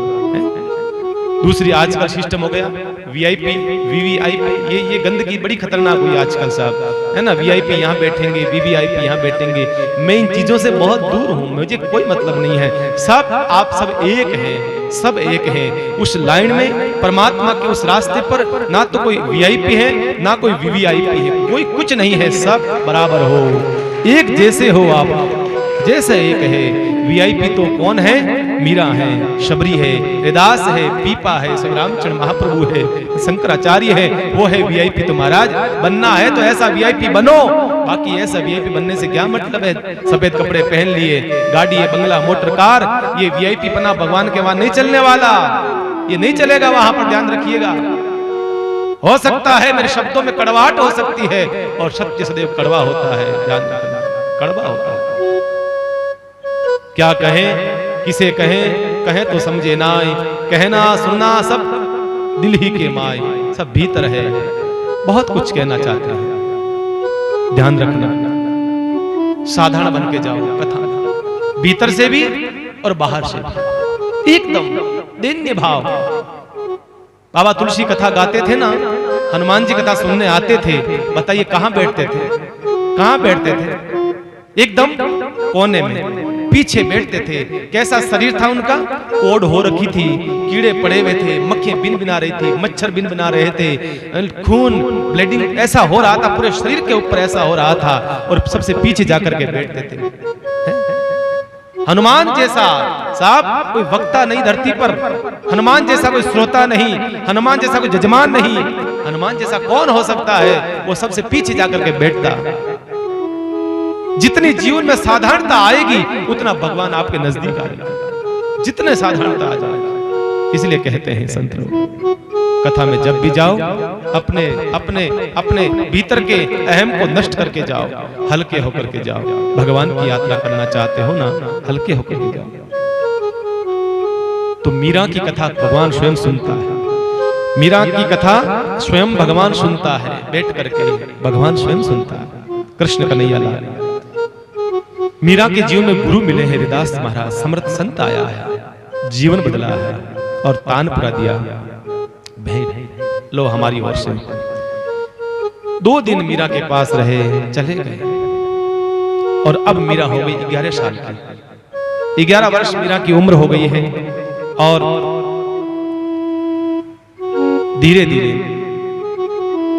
मीरा का लाड, मीरा का प्यार बढ़ता जा रहा है, बढ़ता जा रहा है। एक दिन राव दूधा जी के सामने घरवाले आए, 5 भाई आए, 5 भाई आ गए। 5 भाइयों ने आकर के सामने बैठे। बीरमदेव जी सबसे बड़े जो थे, उनका नाम था बीरमदेव जी, सबसे बड़े। 5 भाइयों का नाम याद है? कोई बता दे? है आटे कोई माई को लाल बता सके? मन ध्यान हो जी, मैं जान तो थाने है, थाने जानू अच्छी तो जानू, एडी गलती मत कर जो, याद मत कर जो। हाँ, वीरमदेव जी, रायसल जी, रायमल जी, रतन जी और पंचायन जी, ये 5 भाई हैं। वीरमदेव जी आगे बैठे, 5 भाई बैठे हैं और वीरमदेव जी से बाबोसा से कहने लगे, बाबोसा का बोलो, का मीरा को आप समझाओ। क्यों? इसकी उम्र हो रही है शादी करने की, उसकी विवाह की उम्र हो रही है, आप इसको समझाओ, इसको संसार का जो तरीका है वो सिखाओ। ना तो कोई भोजन बनाना आता है, ना इसको कोई ऊठ बैठाती है, ना कोई मेहंदी लगानी आती है, ना कोई श्रृंगार करना आता है, संसार का कोई कार्य करना नहीं आता है। कल ने इसको ले जाएगा कौन? कौन ले जाएगा? मीरा को बुलाया राव दूधासा ने, बेटा मीरा इधर आओ, बेटा मीरा तुम्हें विवाह भी तो करना है, शादी भी तो करनी, बेटा ऐसा मत करो। बाबू साहब आप भी इनके साथ हो गए, गलत बात है बाबू साहब, आपने प्रॉमिस किया था मेरे से, आप सदैव मेरे साथ रहेंगे। बाबू साहब एकमात्र आपका ही तो सहारा है मुझे, ये संसार के लोग मुझे पता है मुझे परेशान करेंगे, पर एक बाबू साहब आपका सहारा है। और आपने क्या कहा था? एक स्त्री के जीवन में एक ही पति होता है, ये आपके शब्द थे कि नहीं थे? आप मुझे बार बार कहते थे एक स्त्री के एक पति होता है, आप दूसरे पति की, कौन से पति की बात करते हो? बाबूसा ने कहा बेटा क्षमा करना, ध्यान नहीं रहा, बाबूसा गलत बात है, मेरे साथ ऐसा नहीं होगा, मैं विवाह नहीं करूंगी। बाबूसा के मुंह लगी हुई थी, कोई नहीं बोल सकता था इतना, बाबूसा के सामने इतना खतरनाक तरीके से बाबूसा चुप हो गए। बाबूसा ने उसी समय फरमान जारी कर दिया, जब तक मेरे शरीर में प्राण रहेंगे तब तक मीरा का विवाह नहीं होगा, ये मेरा फरमान है। चुपचाप हो गया, सब चुपचाप होगा। कौन बोले भाई? अब राजा जी के जटी उदयपुर, अब कौन बोले सामने? वासा सब पग पटकता गया, प्रवाह था जाने पोती जान जाओ, चलिए गया सब, 5 भाई चलिए गया, 5 बहन बहुआ चली गई, सब चलिए गया। बच्चे हमारा राव दूधा जी ने गले पकड़ लिया। वाह बाबू साहब कितना बढ़िया होता, कितना बढ़िया। राव दूधा जी के प्रेम करने लगी, प्यार करने लगी, इतना प्रेम करना। बाबू साहब आप कोई सारो है, संसार के लोग मुझे पता है ये जीने नहीं देंगे, पर बाबू साहब आप मेरे साथ में हो तो मुझे कोई चिंता नहीं। ऐसे बाबू साहब मीरा की हर एक बात को रखते थे। जब तक बाबू साहब रहे तब तक मीरा की कोई आंच नहीं आई, कोई तकलीफ नहीं आने दी। अब आप जानते हो शरीर कब तक टिकता है? शरीर तो शरीर है, जाता तो है ना। राव दूधासा कथा सुनाते थे, खुद कथा सुनाते थे, बैठ करके महलों के भीतर एक राजपूत योद्धा कथा सुनाता है, बड़ा आश्चर्य होता है। पर मैंने कहा था, पहले दिन कहा था, राव दूधासा जितने बड़े योद्धा थे उतने बड़े भक्त थे भगवान के, इतनी निष्ठा थी साहब भक्त। 4 बुझा रन्ना था। जब भी कथा सुनाते, कोई सत्संग की प्रसंग आता तो मीरा को आगे बिठा देते, और जब भी कोई युद्ध का, वीर रस का, लड़ाई का कोई प्रसंग आता, महाभारत का, तो मीरा को कहते तू पीछे बैठ, और जेमल को आगे बिठा देते। जेमल मीरा का भाई, ताऊ जी का लड़का, वीरमदेव जी का पुत्र, जेमल को आगे बिठा देते और युद्ध की, महाभारत की कथाएं जेमल को सुनाते थे। दोनों भाई बहन कथा सुनते थे। धीरे धीरे धीरे धीरे अब बाबोसा का समय नजदीक आ गया, अब शरीर वृद्ध हो गया, अब धीरे धीरे बाबोसा का छूट गया, मंदिर जाना छूट गया, सत्संग करना छूट गया, सब कुछ छूट गया। अब माचा पकड़ लिया। अब खाट पकड़ ली बाबूसा ने, अब उठ नहीं सकते, उठाए तब उठे, खिलाए तो खिलाए खाए, अब ऐसी स्थिति होगी बाबूसा की। मीराबाई पास में रहती है बाबूसा के पास में। मीरा सेवा करती बाबूसा की बड़े भाव से, बड़े भाव से। तब कहते हैं धीरे धीरे समय नजदीक आया, बाबूसा का 5 भाई आए हैं, पास में आए। 5 भाई नहीं है, 5 पांडव थे मानो। कहो पिताजी कोई सेवा हो तो बताओ, क्या सेवा करें आप? कोई मन का भाव, अंतिम समय में कुछ आपके मन के कोई विचार, कोई भाव हो तो बताओ, क्या सेवा करें? कहा भैया अब लगता है ये शरीर रहेगा नहीं, अब ये शरीर में से आत्मा जाने की तैयारी कर रही है, अब ये तैयारी कर रही है, बस अंतिम इच्छा है अब मुझे 4 भुजा नाथ का दर्शन करा दो, क्योंकि अब शरीर चलता नहीं है, उठता नहीं है। 4 पाई को उठाओ और मुझे लेकर के जाओ और मुझे दर्शन करा दो। अंतिम समय कैसा होना चाहिए मेरे भाई, ये बड़ा गजब का सिक्का था। 5 भाइयों ने, 5 पांडवों ने राव दुदाजी को खाट के समय उठाया और लेकर के गए, 4 भुजा का नाथ के परिक्रमा करवाई। परिक्रमा करने के बाद में राव दुदाजी सोए हुए हैं, खाट में सोए प्रणाम करा है 4 भुजा के नाथ को और कहा, हे 4 भुजा का नाथ, लगता है आज अंतिम दर्शन है, अब लौट करके आना नहीं होगा। अंतिम एक प्रार्थना है, अपने चारों हाथ मीरा पर रख। कोई भक्त देखो आप, मीरा के प्रति बाबूसा की ऐसी प्रेम भगवान को सौंप दिया।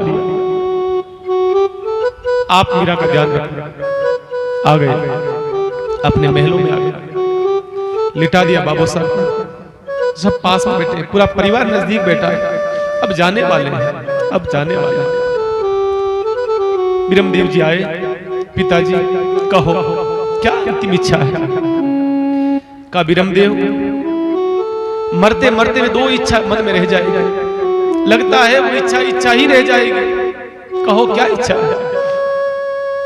कहा मैं चाहता था कि मेरा जेमल योद्धा बने, योद्धा के वस्त्र पहन करके युद्ध लड़े, और ऐसा वीर का रूप देखना चाहता था एक योद्धा के रूप में, और मीरा को चाहता था एक दुल्हन के रूप में दुल्हन बने।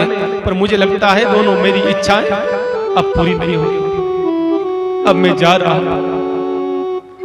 जैसे ही कहा दोनों भाई बहन भागे, जेमल अपने महल में गया और पूरे योद्धा के वस्त्र पहन करके तलवार ढाल भाला लेकर के वापस आया, प्रणाम करा है। बाबूसा अब ठीक है, देख लिया, हाँ अब अच्छा लग रहा है, मेरी यही इच्छा थी कि तू योद्धा बने। अब मीरा गई महल में, बड़ी सुंदर, बहुत सुंदर श्रृंगार करा है, दुल्हन बन करके इतनी सुंदर लगी है मीरा जी, दुल्हन बन करके आई, प्रणाम करा है। बाबूसा देखो, बाबूसा ने आशीर्वाद दिया, बेटा बहुत सुंदर, इच्छा पूरी हो गई। अब विरमदेव जी से कहा बाबूसा ने, विरमदेव अब अंतिम इच्छा यह है कि मुझे भगवान, कोई संत, भगवान का कोई संत मिल जाए, और कोई इच्छा नहीं है। मरते मरते मन में और कोई इच्छा नहीं है, मरते मरते संत का दर्शन करके जाऊं। देखो बंधुओं, दुनिया में से सब जाते हैं, संसार में आवागमन चलता रहता है, पर मृत्यु कैसी होनी चाहिए ये कोई भक्त ही बता सकता है, भक्त ही। संत का दर्शन करा दूंगा और कुछ नहीं चाहिए मुझे, अंतिम समय में संत का दर्शन चाहिए। जाओ संत को लाओ, कहीं से भी लाओ, संत का दर्शन करना चाहता हूं। विरमदेव जी ने कहा चिंता मत करो बाबू साहब, आप चिंता मत करो, अभी भेजता हूं मैं पंचायन को। पुष्कर जी नजदीक है, अभी जाएंगे और पुष्कर जी संत को लेकर के आएंगे। अंतिम इच्छा ये है संत का दर्शन हो जाए बस। और जैसे ही विरमदेव जी ने कहा पंचायन जल्दी जाओ, पुष्कर जी जाओ रथ को लेकर के, जल्दी से संत को लेकर के आओ और दर्शन करा दो, पिताजी की अंतिम इच्छा को पूरी करो।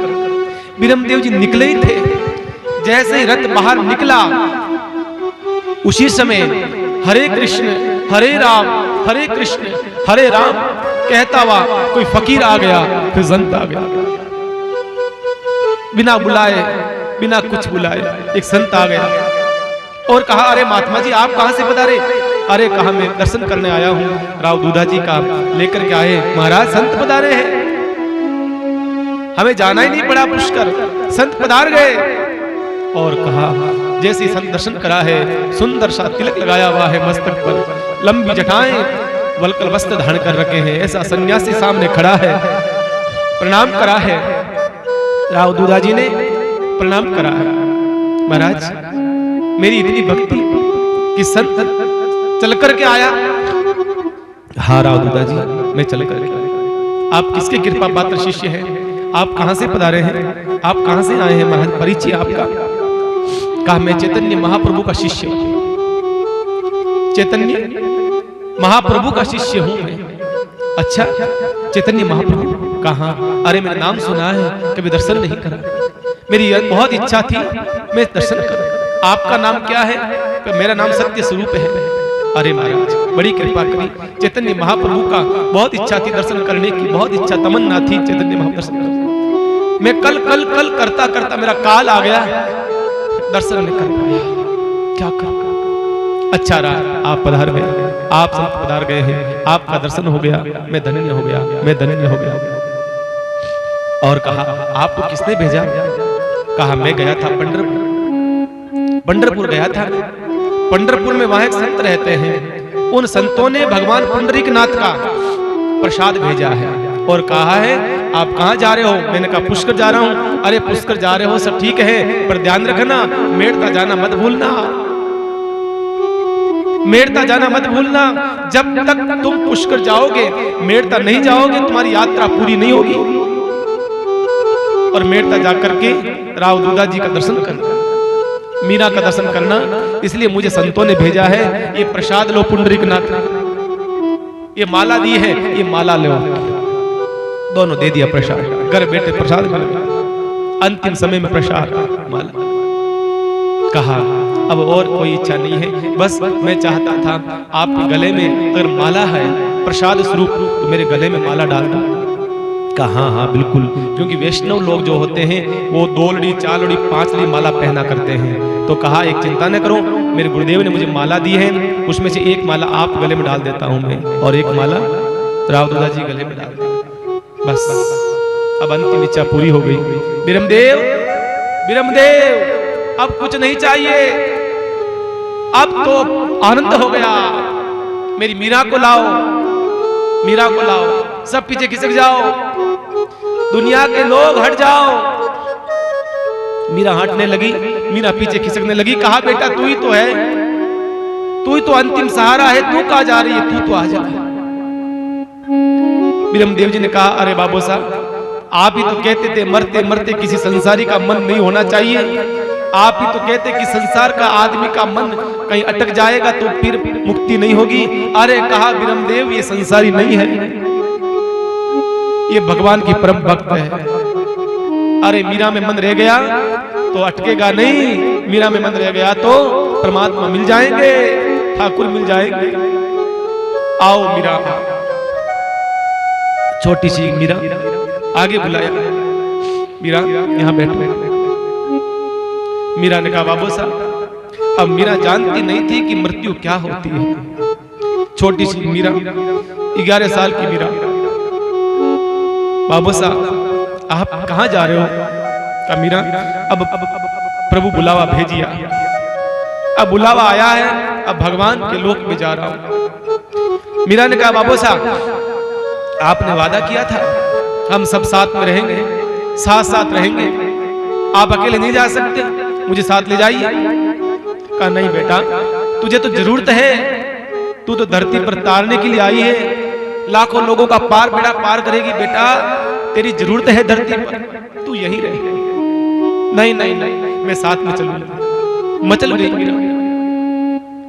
बाबोसा ने बहुत समझाया। बाबोसा ने कहा मीरा तेरी आवश्यकता है। वीरमदेव को सबको बुलाकर कहा देखो मैं चला हूं, पर मीरा को कोई तकलीफ नहीं देगा, मीरा को कोई परेशान नहीं करेगा, मीरा को कोई आंच नहीं आनी चाहिए। मैं तुम सबको मीरा को सौंप के जा रहा हूं। अंतिम समय भगवान से कहा प्रभु आपके हाथों में मीरा को सौंप रहा हूं। अंत में मीरा से कहा मीरा अब तुम्हारे बाबोसा चल रहे हैं, एक भजन सुना। अंतिम समय में मीरा अपने भजन को सुना दे, सुनना चाहता हूं मीरा। मीरा ने वही भजन सुनाया। कौन सा भजन? वही भजन मीरा ने कहा इतना तो करना स्वामी जब प्राण तन से निकले। हे स्वामी अब मेरे बाबोसा आपके पास में आ रहे हैं, इनकी यात्रा वहां तक पहुंच रही है, इतना करना कि कम से कम आप में विलीन हो जाए, इनका भला हो जाए, बेड़ा पार हो जाए। मीरा भजन सुना रही थी, बाबोसा का सिर मीरा की गोद में, मीरा की गोद में। बाबोसा के पास में भगवान कब आए, बाबोसा को कब लेकर के चले गए, मीरा को पता ही नहीं। मीरा तो भजन गाती रही और फिर देखा शरीर पड़ा है, मिट्टी हो गया। मीरा ने कहा बाबोसा भजन पूरा हो गया, बाबोसा बाबोसा। बाबोसा तो चले गए, विदा हो गए, चले गए बाबोसा। मीरा के भक्ति का एक पथिक कम पड़ गया। मीरा अकेली हो गई, अकेली हो गई।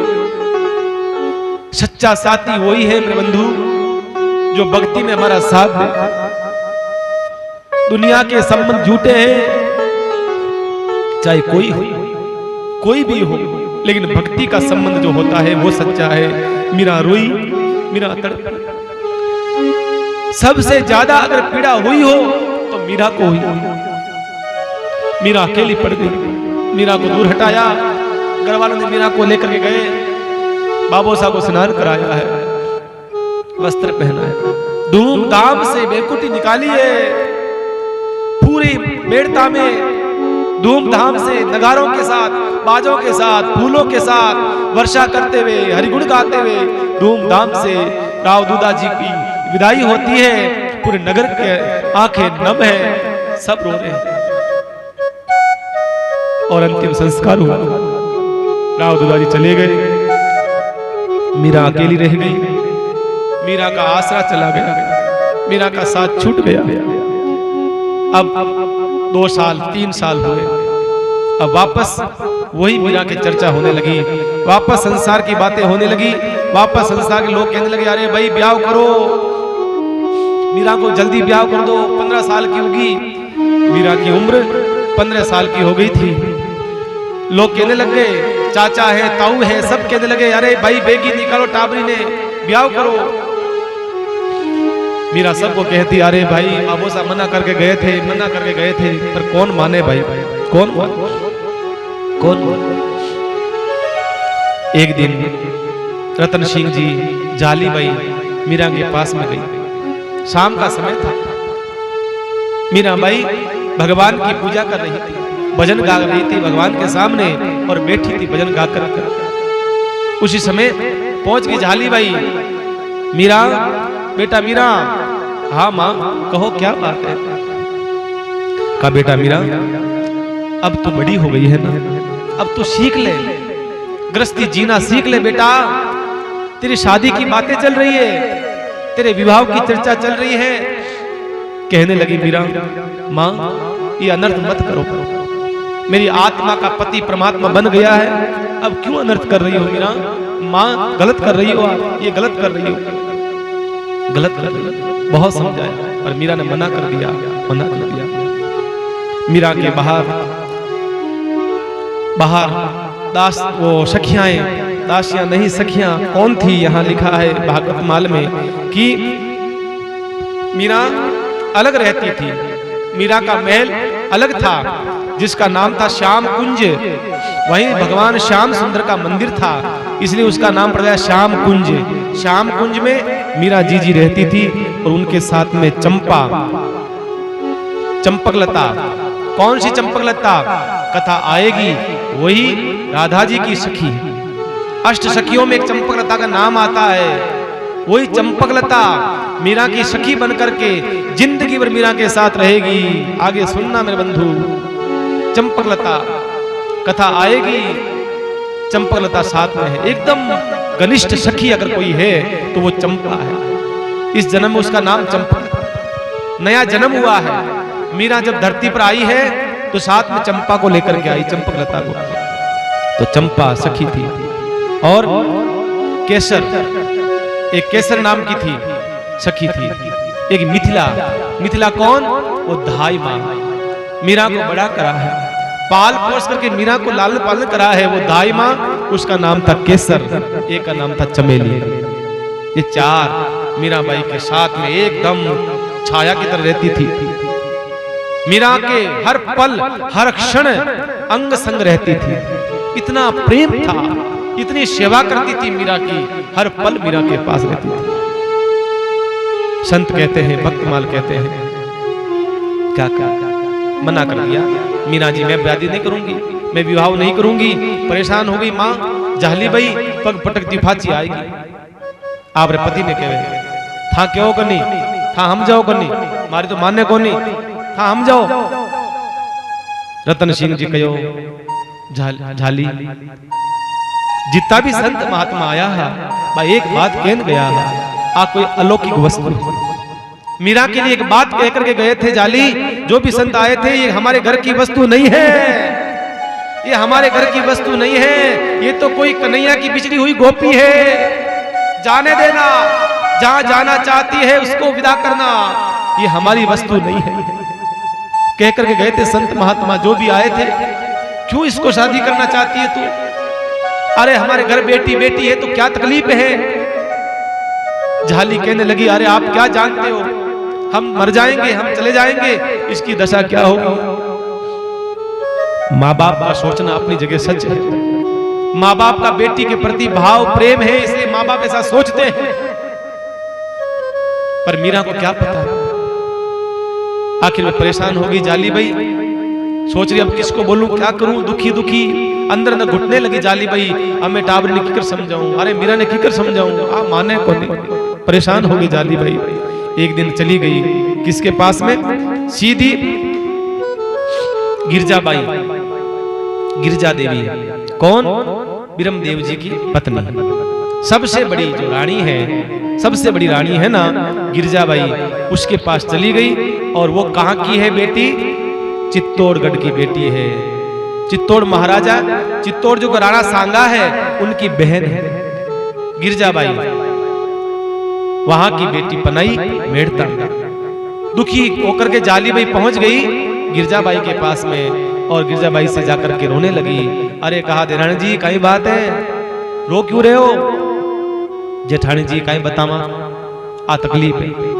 मीरा को समझा रही हूँ, बार बार समझा रही हूँ, पर मीरा के तो कुछ पल्ला ही नहीं पड़ रहा है, मीरा को तो समझ में नहीं आ रहा है। कहने लगी गिरजाबाई का, देखो अरे झाली बाई, मीरा कोई साधारण नहीं है। मीरा के तो बार बार बाबू साहब कहा करते थे, ये मीरा कोई बिछड़ी हुई गोपी है, मीरा तो कोई बिछड़ी हुई गोपी है। अरे मीरा को कौन समझा सकता है? झाली भाई आप चिंता मत करो, हो सकता है बाबू साहब चले गए हैं और थोड़ी सी कोई बीमारी लग गई होगी, हैं? एक काम करो, किसी जानकार वैद्य को बुलाओ, हमारा जो वैद्य है नगर का उसको बुलाओ और बुला करके दिखाओ। हो सकता है कहीं कहीं मानसिक स्थिति कुछ हो जाता है कभी कभी, इसलिए मीरा का चेकअप करवाओ, वैद्य को बुलाओ। हाँ ये बात सही। और जाली भाई ने अपने ही राज वैद्य को बुलाया।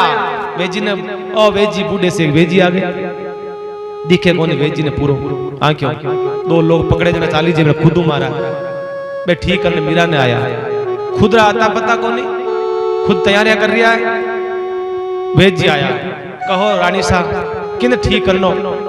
रानी से क्या था तो ठीक हो जो पहली थाना भाड़गा हरि कीर्तन करे है।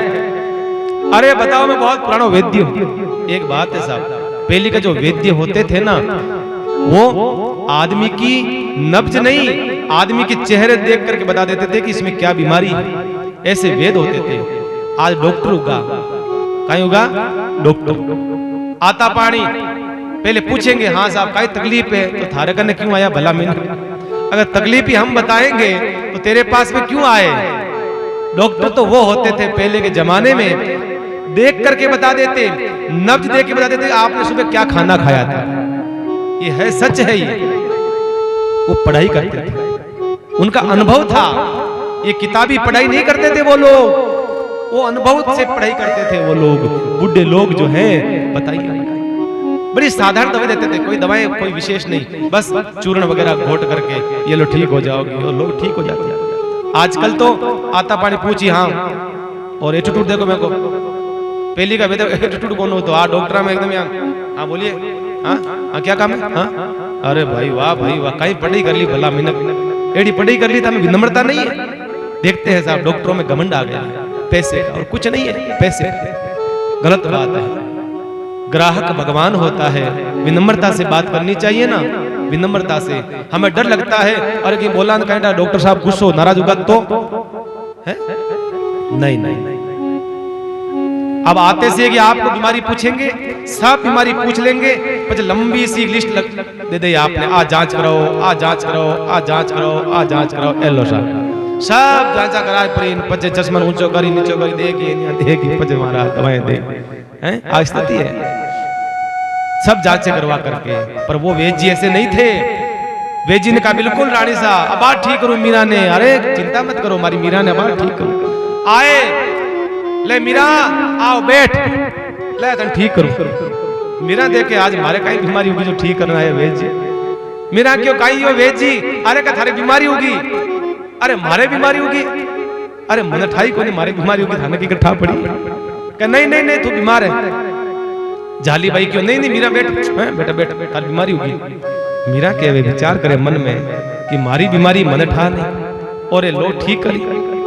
जबरदस्ती मीरा ने बिठा दी, बैठ जा, बैठ चुप रहे, ठंडा कौन पड़े, बोले बैठ रहे। अब बैठ गई मीरा बाई चुपचाप बेचारी। अब राव वेद जी नाड़ ने देखे मीरा भाई क्यों ने लगा, अरे वेद जी क्यों समय खराब करो आपको शरीर खुदरो दुबलो पतलो। अगर डॉक्टर कहे एक्सरे करो तो डॉक्टर खुद मना कर दे कि जरूरत को एक्सरा किया है, सब बीमारियां साफ दी कहना मायने। एडी बॉडी स्ट्रक्चर है एकदम नशा, एक नस गिन लो भले एड़ा पतला वेद जी एकदम हाव मारा एड़ा वेद जी। मीरा क्यों ने लगी, वेद जी खुराक री जरूरत थाने है, था लो खुराक। वेद जी ये काम करो आप तो, हमारे कोई बीमारी नहीं है, रोग जो काटने वालों है, और जो रोग है वो मैं जानू, और जो रोग ने कटाने वालों है काटने वालों है बिन में जानू। इरमादे वेद जी था तो हो तुम घर जाओ वेद रोग मोहे भारी है, रोग काटनियो मारो,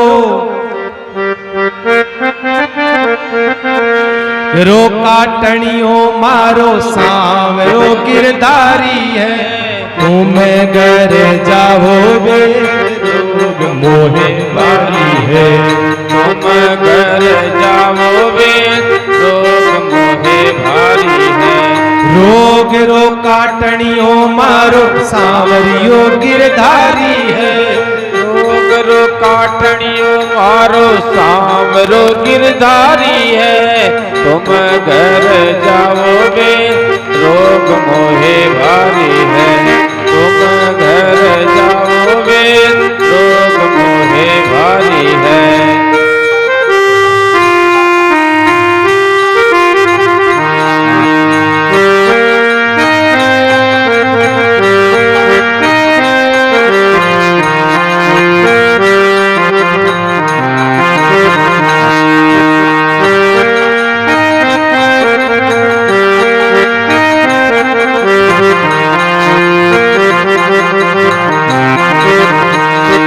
क्या कहा, हे वेद जी नाड़ देखने लगे, दबाने लगा, यहाँ दबावे, यहाँ दबावे, यहाँ करे हाथ, यहाँ कर, यहाँ कर, यहाँ कर, यहाँ कर, यहाँ करे बे दबाव पॉइंट दबावे, क्योंकि दबाना पड़े, लोगों ने कहीं ठा पड़े। वेद जी जानकार है, जरूरी है दबावना, ठा पड़े, हाँ जानकार तो है।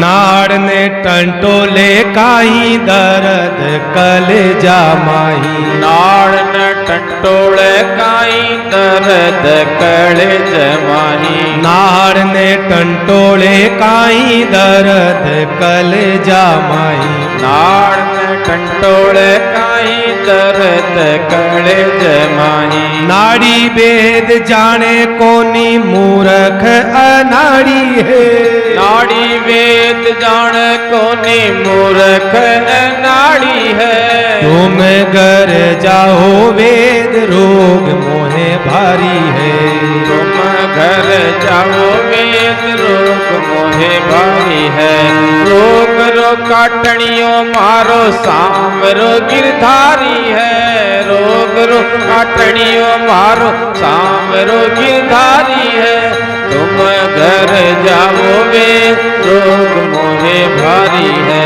तुम घर जाओ वेद रोग मोहे भारी है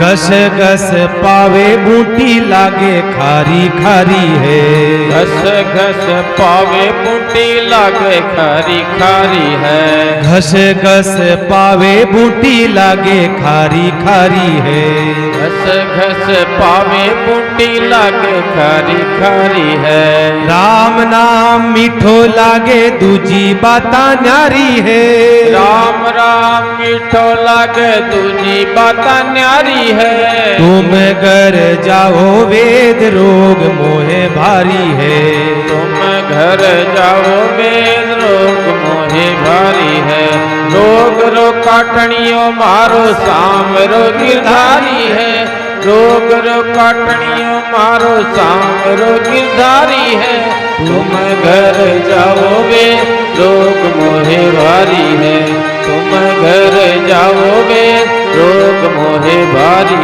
हो आनंद हो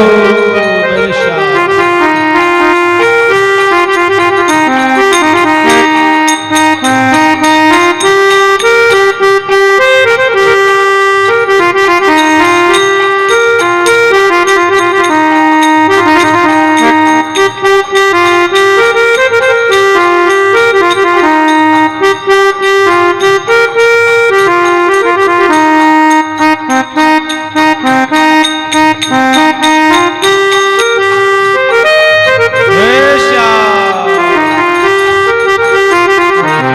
कानों में कुंडल सोहे मोर मुकुटधारी है कानों में कुंडल सोहे मोर मुकुटधारी है कानों में कुंडल सोहे मोर मुकुटधारी है कानों में कुंडल सोहे मोर मुकुटधारी है भूरी भूरी जटा बांधे मोह पर डारी है भूरी भूरी जटा बाए मोहे पर कारी है भूरी भूरी जटा बांधे मोह पर भुरकी डारी है भूरी भूरी जटा बांधे मुँह पे भूरी डाली है भूरी भूरी जटा बांधे मुँह पर भुरकी डारी है भूरी भूरी जटा नारे माँ पर भुरकी डाली है तुम घर जाओगे मोहे भारी है तुम घर जाओगे रोग मोहे भारी है रोग रो काटनियो मारो सामरो गिरधारी है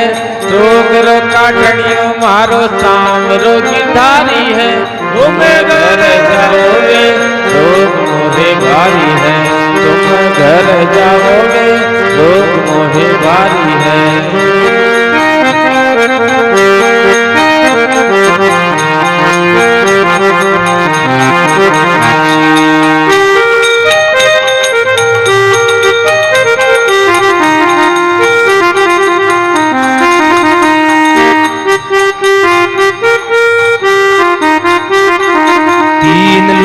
तारण तीरण तीरण मीरा दुख हारी है। तीन लोक तारण तीरण मीरा दुख हारी है। तीन लोक तारण तीरण मीरा दुख हारी है। तीन लोक तारण तीरण मीरा दुख हारी है। तारणो तुम्हारे हाथ, बोलिए ना, तारणो तुम्हारे हाथ अर्जी हमारी है। तारण तुम्हारे हाथ अर्जी हमारी है। तुम घर जाओगे रोग मोहे भारी है। तुम घर जाओगे रोग मोहे भारी है। रोग रो काटणियों मारो साम रो गिरधारी है। रोग रो काटणियों मारो साम रो गिरधारी है। तुम घर जाओगे रोग मोरे भारी है। तुम घर जाओगे रोग मोरे भारी है। तुम घर जाओगे रोग मोरे भारी है। तुम घर जाओगे रोग मोरे भारी है। तुम घर जाओगे रोग मोरे भारी है।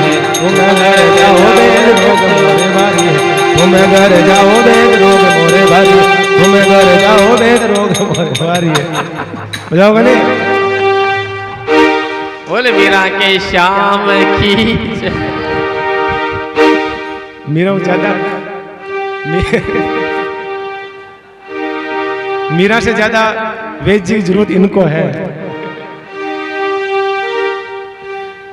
मीरा की नाड़ टटोलता है वेद्य, और मीरा कहती है वेद जी नाड़ी वेद जाने कोनी, वो दर्द आठ शरीर को नहीं है वेद जी, वो भीतर है, भीतर को दर्द है। अरे नहीं नहीं मीरा तू, मैं सब ठीक कर दूं, तू बैठ। कॉन्फिडेंस देखो शानदार, कॉन्फिडेंस गजब को, मैं सब ठीक कर दूं, तू चुप रह, बैठ रहे। दवाई सागे सागे बे मेरा चेला चाटिया ले, बस थैला मुंह निकाल, बस जड़ी बूटी निकाल, बस शिलाड़ी निकाल, वो निकाल, वो निकाल। अबे बहने जड़ी बूटिया ने पीछे फूंका लगावे, थैले छोड़ो थैलियां, थैलियां में निकाले, एक रखे, दो फाची गाले। ये पुराना जगह वेद जी यहाँ पे गजब का ही होता हमारा। गज गज पावे बूटी लागे खारी खारी है, मीरा के ओ काई दियो महाराज, और जेर है कि तू पिले, चुपचाप बोली बोली पिले। अरे मीरा क्यों लगी वेद जी राम नाम मीठो है, बाकी सब बातें न्यारी है। अरे वेद जी सब वो मीठो राम नाम है, बा देव बूटी बा है थाने करने का बात तो कोनी भाई है मार करने, तो बात तो नहीं है के था जन जिंदगी में करियो कहीं के दिया हेटे अंधेरो ही हो मीरा है की नहीं है का बता तो सही केड़ो है बा बूटी केड़ी है, बता तो सही, दर्शन तो करा। मीरा के उन्हें लगी कानों में कुंडल सोहे मोर मुकुटधारी। वेद जी के सामने ठाकुर का दर्शन कराने लगी। जैसे ही दर्शन कराने लगी बोलने लगी वेद जी के हाथ में बा कहीं के बिन वो रगड़ जगह कहीं के बिन मूलियो कहीं के, हाँ वो हाथ छूट गो, और मीरा बारे हम आ क्या फाड़बा लागा, मुंडो खुल गयो हैं, मां क्या जाओ मुंडा में बैठा पड़े नहीं। मीरा क्यों ने लगी भूरी भूरी जटा बांधे, दर्शन करा रही है मीरा उनको, वेद जी को ठाकुर का दर्शन करा। सुनते सुनते सुनते समाधि लग जाती है, मानो समाधि लगती है। तीन लोक तारण तीरण मीरा दुख हारी है, तारणो तुम्हारे हाथ अर्जी हमारी है। भगवान के सामने प्रार्थना करती करती वेद जी को ऐसे भाव राज्य में प्रवेश हो गए। वेद जी ने छोड़ दिया सब काम, मीरा के चरणों में प्रणाम कर लिया। मीरा तू धन्य है, मैं बीमार था तूने मेरा इलाज कर दिया, मैं खुद बीमार था तू नहीं, मैं नहीं। मीरा अब मुझे मालूम चला इस दुनिया में और कोई स्वस्थ नहीं है, सिर्फ तू ही स्वस्थ है, बाकी सब मरीज है, सब बीमार है। मीरा सब बीमार है, जो भक्ति में जाग गया लग गया वही स्वस्थ है, वही स्वस्थ है, बाकी सब बीमार, सब बीमार। इस प्रकार से वेद जी को विदा कर दिया, और वेद जी आए थे वो थैला लेकर के, सामान झोला लेकर के सब पटका। मीरा की लो ओ पकड़ो करताल जाओ। मीरा ने करताल पकड़ा दी, और वेद जी हरि राम हरे कृष्ण कह करके वो तो वापस अपने घर गए, नाचने लगे। घरवाली क्यों बुढ़ापा में गेला होगा कहीं, यहाँ कहीं करो कहीं यो। वेद जी के तू छोड़ ले, तू ही पकड़ दो, एक और ले जोड़ी एक्स्ट्रा तू ले, और दे दी उसको भी, और पूरे परिवार को मीरा जी ने भक्त बना दिया। बंधुओं ऐसी सुंदर मीरा का चरित्र है। ये समुद्र है गहरा, समुद्र में डूबते जाओ मन नहीं करता ऐसा।